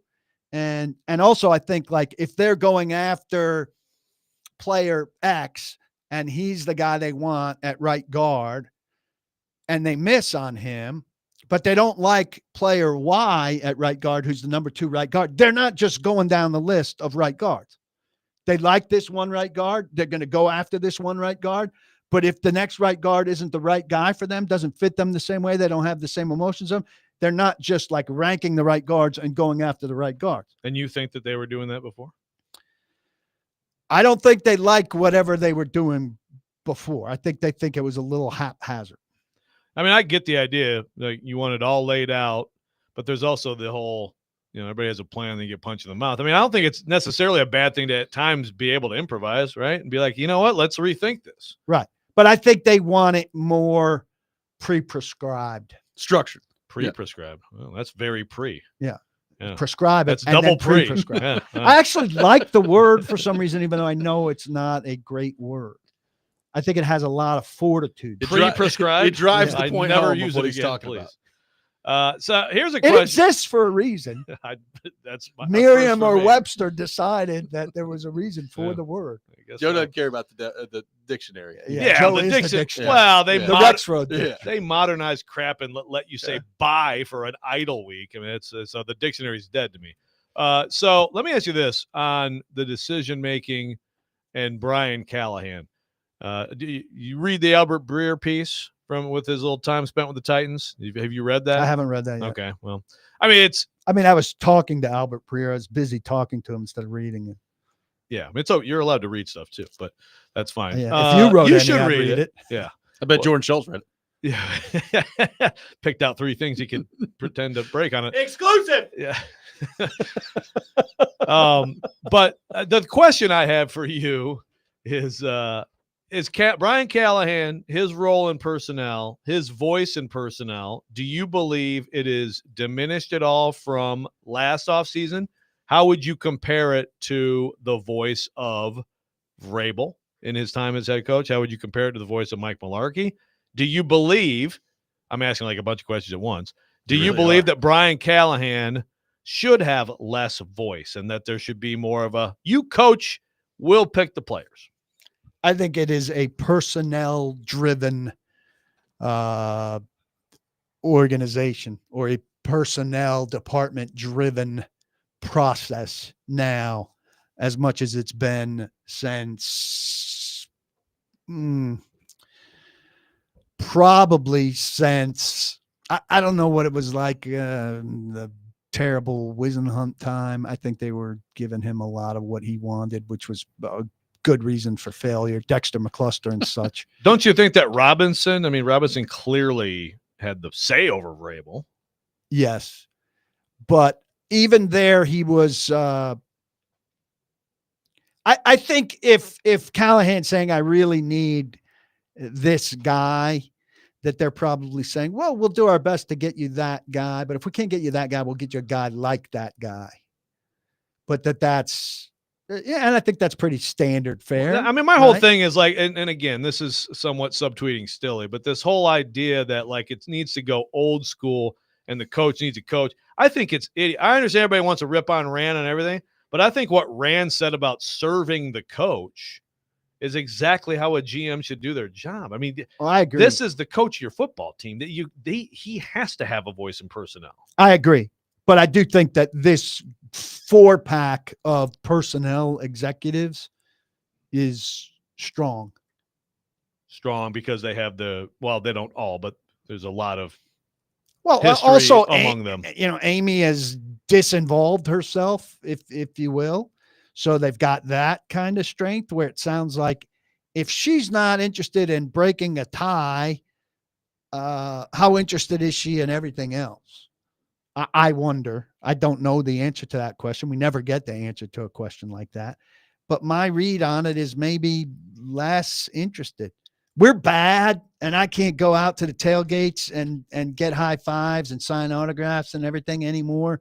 So you guys go and get us back to a place where I can show my face. Show up again. Yeah. Like Punxsutawney Phil over here. So that's not just on the coaching side, maybe having a little, I don't want to say less influence, because I agree with you. I think they're trying to serve the coach, but I think there also maybe are tenants that they have that they think serve a team regardless of who the coach is. Okay. That makes sense. More Titans thoughts to get into with Kuharski coming up next. We'll take your thoughts, 615-737-1025. Does look like a trade is going down in the NFL. Joe Thuney from the Chiefs, their all-pro guard, looks like he's going to be traded to Chicago. So no word yet on the return, but that is the latest scuttlebutt Ian Rappaport putting out there that Bears expected to trade for Joe Thuney. Chiefs going to look to get younger on an offensive line that got abused in the Super Bowl. Yep. Have more PK coming up next. Robbie and Rexrode, 102.5, 106.3 The Game.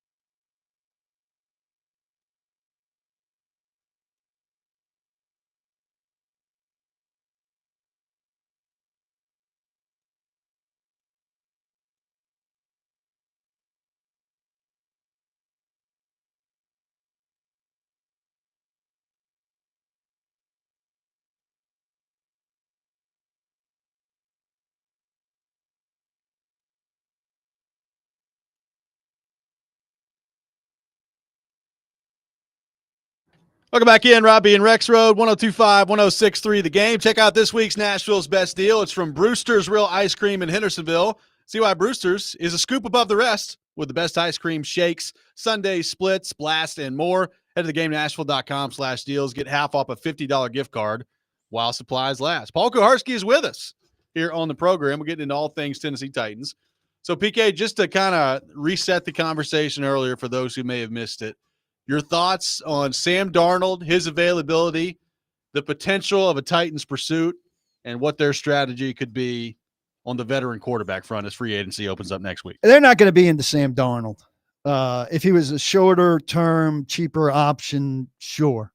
And maybe the market changes that makes him that. But as long as he's going to be a long-term, high-dollar commitment for somebody in the league, it's not going to be them. And I think all three of us would agree he's going to be a long-term, high-dollar commitment for somebody in the league. I would be surprised if not. I guess. No. I mean, there are a lot of teams in need of quarterbacks. The draft is thin, and your alternative is, Aaron Rodgers. Minnesota keeps throwing it out there like they could sign him to some short-term deal. I'm with you. Like, I think the market is going to dictate. Well, that's also the thing. If Yeah. it comes back to being a short-term deal, then the only reason he wouldn't go back to Minnesota is to be more of a clear-cut starter here. It's an awfully bad situation here compared to what he knows in Minnesota. Knows the offense, knows probably where McCarthy is in terms of challenging him. And, all things being equal, do you stay in Minnesota or come to Tennessee? No. I'd like to read this headline from a column I just read. Very good column by our friend Gentry Esses. Quote, the Tennessee Titans plan at quarterback should be simple, : go get Sam Darnold. Gentry, Jared, and I on the same team, and yet apparently it's a crushing day for you. Yes, apparently this is not going to happen. Here's the thing. I understand you're saying long-term high dollar, but again, you sign into a 4-year deal. These deals you can get out after 2. So what is high dollar? So what? Like, obviously, the Vikings have not tagged Sam Darnold. What did you say earlier, Robbie? The tag number is? It's in the low 40s, isn't it? I need to look up the specific number. So the tag number. He's going to get 40 average value, I would think. Okay. What? I don't understand how. So what's your guaranteed money number, which is what really matters, right? 4-year deal, the AAV of, let's say, 40. So 4 years, 40.2 million. 40.2 is the tag number? Okay. 4-year deal, 160, and then your guaranteed money is 120, 100. That much? I was gonna say 90, but okay, 100 guaranteed. So basically, you're guaranteeing 2 years of $50 million per year, which is less than like what average quarterbacks in this league make. I don't understand why this is some non-starter. Again, if it's because you love Cam Ward, all right, then Sure. go do it. I think it's unwise to go backup-ish QB Levis unless you're trying to get Callahan fired. Well, and then hope that next year the quarterback draft is way better, which you can poo-poo it all you want, PK, but right now it doesn't look great for the quarterbacks in 2026. It could change, of course it could. But I like to have at least one known commodity at this point, and there's not one. There is not one for next year's draft. So I think Darnold's the right plan. Well, I think particularly from the Callahan front, the idea of going like the Mac Jones, Daniel Jones, Justin Fields, whatever that veteran quarterback route is, and pairing it with Levis, that does not excite me if I'm Brian Callahan. It excites PK. Well, if you're the front office, he's I think pumped. it's different. Like, you're the front office. If I'm in the front office, I'm more concerned about the long term than I am next year. If I'm Brian Callahan, I'm more concerned about the next year than I am the long term. That's where I think they're at with their organization right now. Are they just trying to get rid of Callahan? I don't know about that. Is that the real story here, PK? Tune in at 2:00. Are they? I'm sure it is at 2:00 from 2 to 6. That'll be the story. Are they trying to ensure that Amy never leaves like home for years at a time? Like, become Howard Hughes? Like God. Be nice for her to have some good news to talk about. Go to a tailgate every once in a while. Show me the blueprints. She's not going anywhere. I don't know, man. Miss Amy, I don't like Miss Amy, Miss Amy. If you didn't treat her like that when the times were good, maybe she'd have something to say when the times are bad. Is Borgonzi? No, you had to make her a saint. Is Borgonzi gonna call her Miss Amy? Have I'd we love heard to him hear it. refer to her? I think it's a job requirement. By the way, speaking of Sign it. Borgonzi, can we play this? Can we just play this right now to enjoy it for a minute? You always want to manage expectations, though. So, as we go through this process, we acquire players. I think we'll have a better idea as we head into the season. Fan freaking tastic. Not the best moment. Well, that was to your question. Like, how good are you going to be? You're going to win any games next year? What's relevant is who asked the question there. When he says Idea. that word, what we want to know is who asked the question. Who prompted him to say idea? Look, I'm a big fan of the idea. I hope that's how we do things from now on. With ideas? That's a Boston accent that you could very well impersonate. I threw some ideas to Miss Amy. I always get into the Kennedy impersonation from The Simpsons. I mean, I think PR ought to consider sending a bunch of them to like etiquette and accent school. Oh, maybe so. I mean, I think if you could get that out of Borgonzi, if you get Amy to sound more like big city folk, it would help. Don't take that away from me either. Well, how would anybody know what she sounds like? I want when she reemerges. I want Borgonzi on that Super Bowl stage, knocking everybody over to get to a microphone. Yeah. I want Borgonzi to stay exactly the same. I don't want one change in that. Everybody around here better not let that guy mess up, lose his accent. He went to Kansas City and kept it. That's good. That's a good start. A little bit more challenging here, maybe. Do not lose that, Borgonzi. Oh, you mix in some Southern vibe with that. That'd be precious. That's quite a concoction. It will be. It will be quite a concoction. Any position group in particular that you like for the Titans to attack in free agency as we sit here a week out from the beginning of it? Yeah, they're going to attack offensive line in free agency hard. I mean, I would expect at least 2 free agents with significant I don't want to say pedigrees. They're not going to be A tier, but they're going to be guys who are significantly better than what they have, which is not hard. So I'm not saying much there. I would expect 2, and I would expect a center guard. I think there might be some concerns about Cushenberry at the beginning of the season, large enough that they have to have somebody that can play there. Sorry, I'm reading Derek on the YouTube chat says, "Get bent, Gentry, Jared, and Joe." Wow. Look, and this is a point someone's making. Like, he's not going to get 40. If Minnesota thought he'd get 40, they would have tagged him, traded him. I don't believe they're going to draft a so 35 a year. Play that again. So Nick. 35 a year.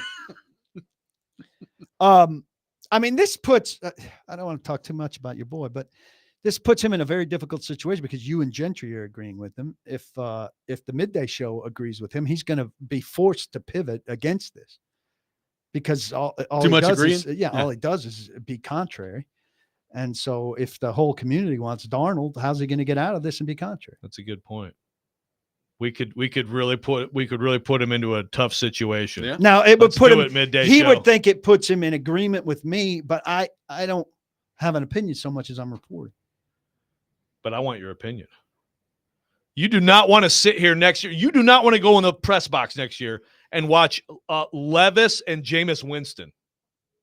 Look, I've given up on hope. You've given up on fun. I mean, I'm very much on enjoyment. Prove it. I mean, my fun and my enjoyment will come on fast games that allow me to get home for Sunday night. And the league doing a better job. Yes, the league doing a better job with Monday night and Thursday night matchups. Don't put the Jets. Don't put the Giants on. They did a good job last year with Las Vegas. Las Vegas only played on Black Friday. Yeah. So you can do it, league. You can avoid bad big market teams in prime time. Yeah, whatever team Aaron Rodgers is on, don't think you have to put him on 6 times. Yeah. It's not going to be. We are a week I'll tell out. you that as well. It's not going to be Aaron Rodgers. Not going to be on the Titans. We are a week out from, I think, the test of what PK has been preaching for a while of. It gets into that time of the year where you start to say, hey, look who the Titans picked up in free agency. And then you start to talk yourself into a little bit of expectation. moving forward. And PK's been saying for a while now, don't do it. Resist the temptation to have hope moving forward. What would be the most exciting possible free agent signing for the Cousin Tennessee Ronnie? Titans? Little Ronnie Stanley? Mm-hmm. Stanley would be pretty good.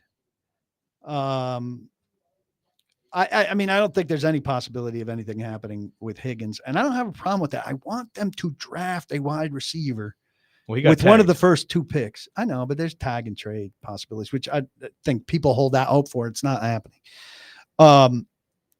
I really want a wide receiver in the first 2 rounds. I would look heavily at offensive line, and I would go further down the SPO tracker over the cap list than you expect. But there are names on there that are, something to work with. So there's no one exciting, is what you're telling us. I'll write what I know before free agency starts. Okay. All right. 615-737-1025, our phone number. More with Paul Kuharski coming next. Couple more of your thoughts to get to on our text line as well. We'll do that. Robbie and Rexrode, 1025-1063 The Game.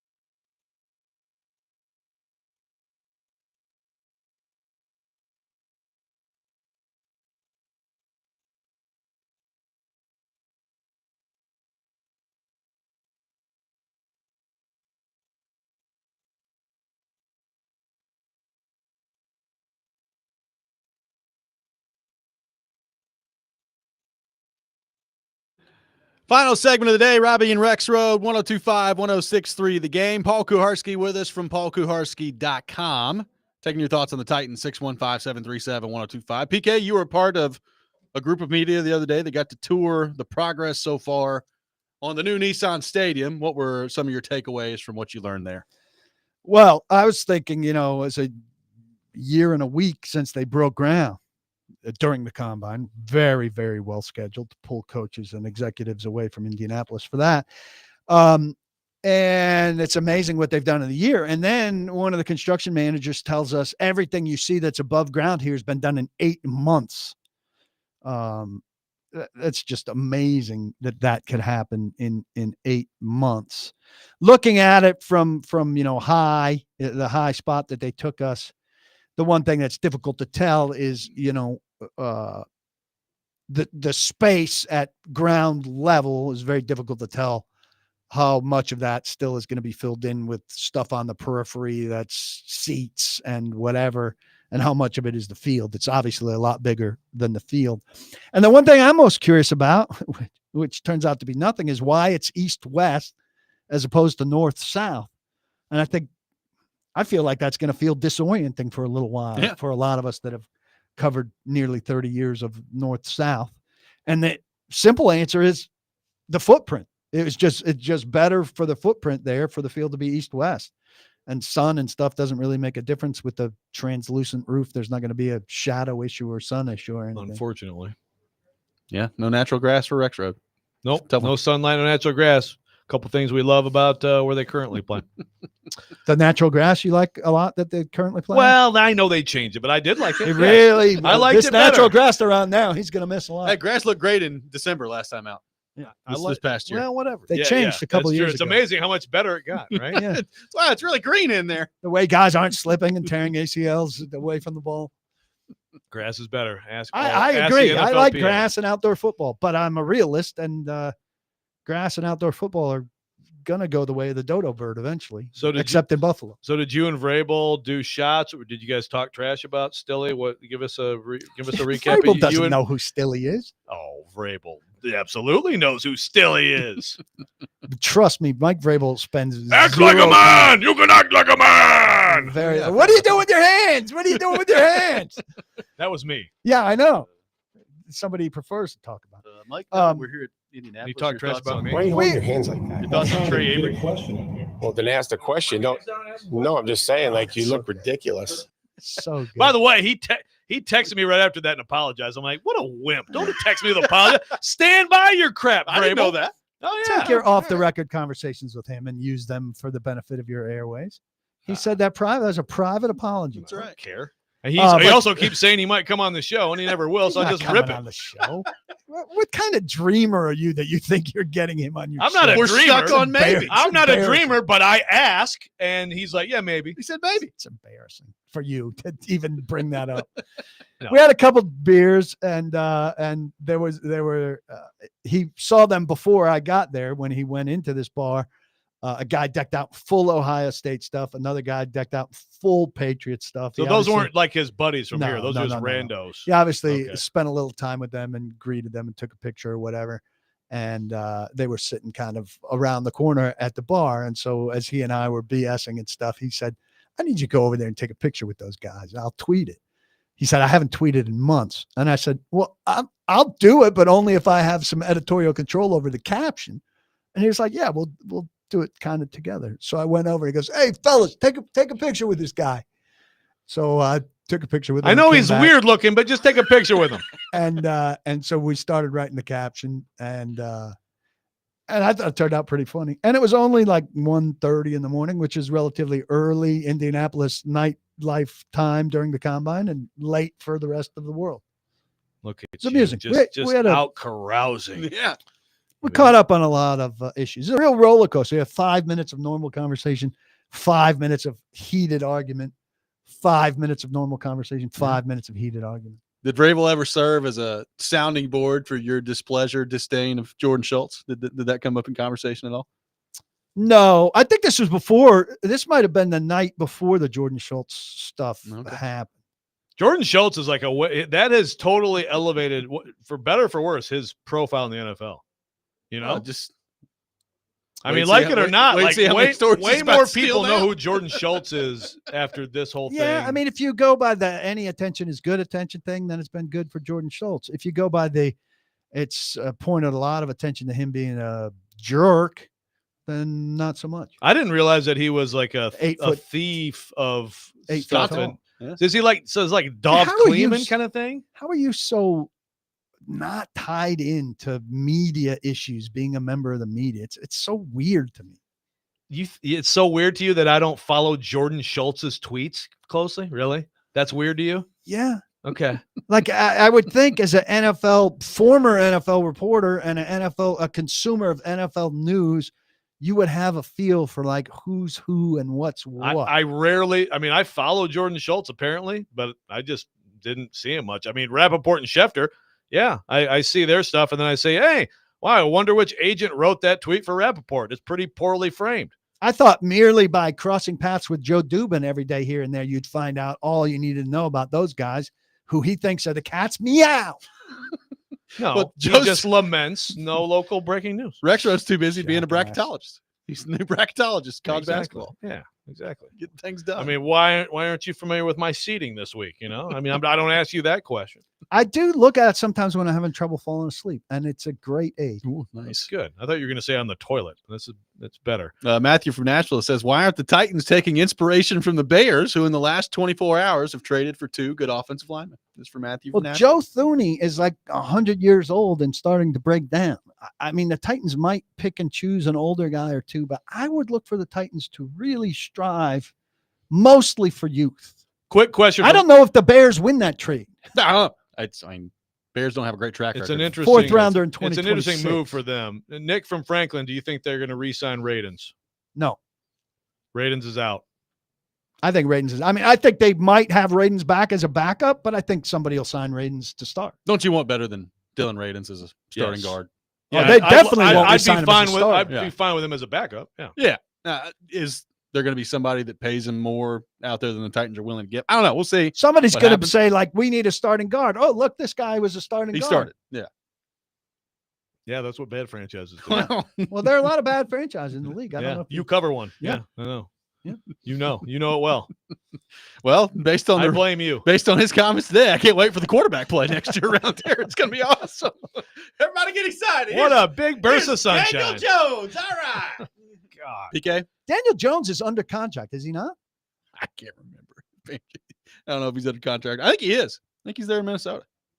Minnesota's got all the quarterback. Don't block the box. Be sure to lock your locks. That does it for us today. Chase and Big Joe up next. You're listening to 102.5, 106.3 The Game.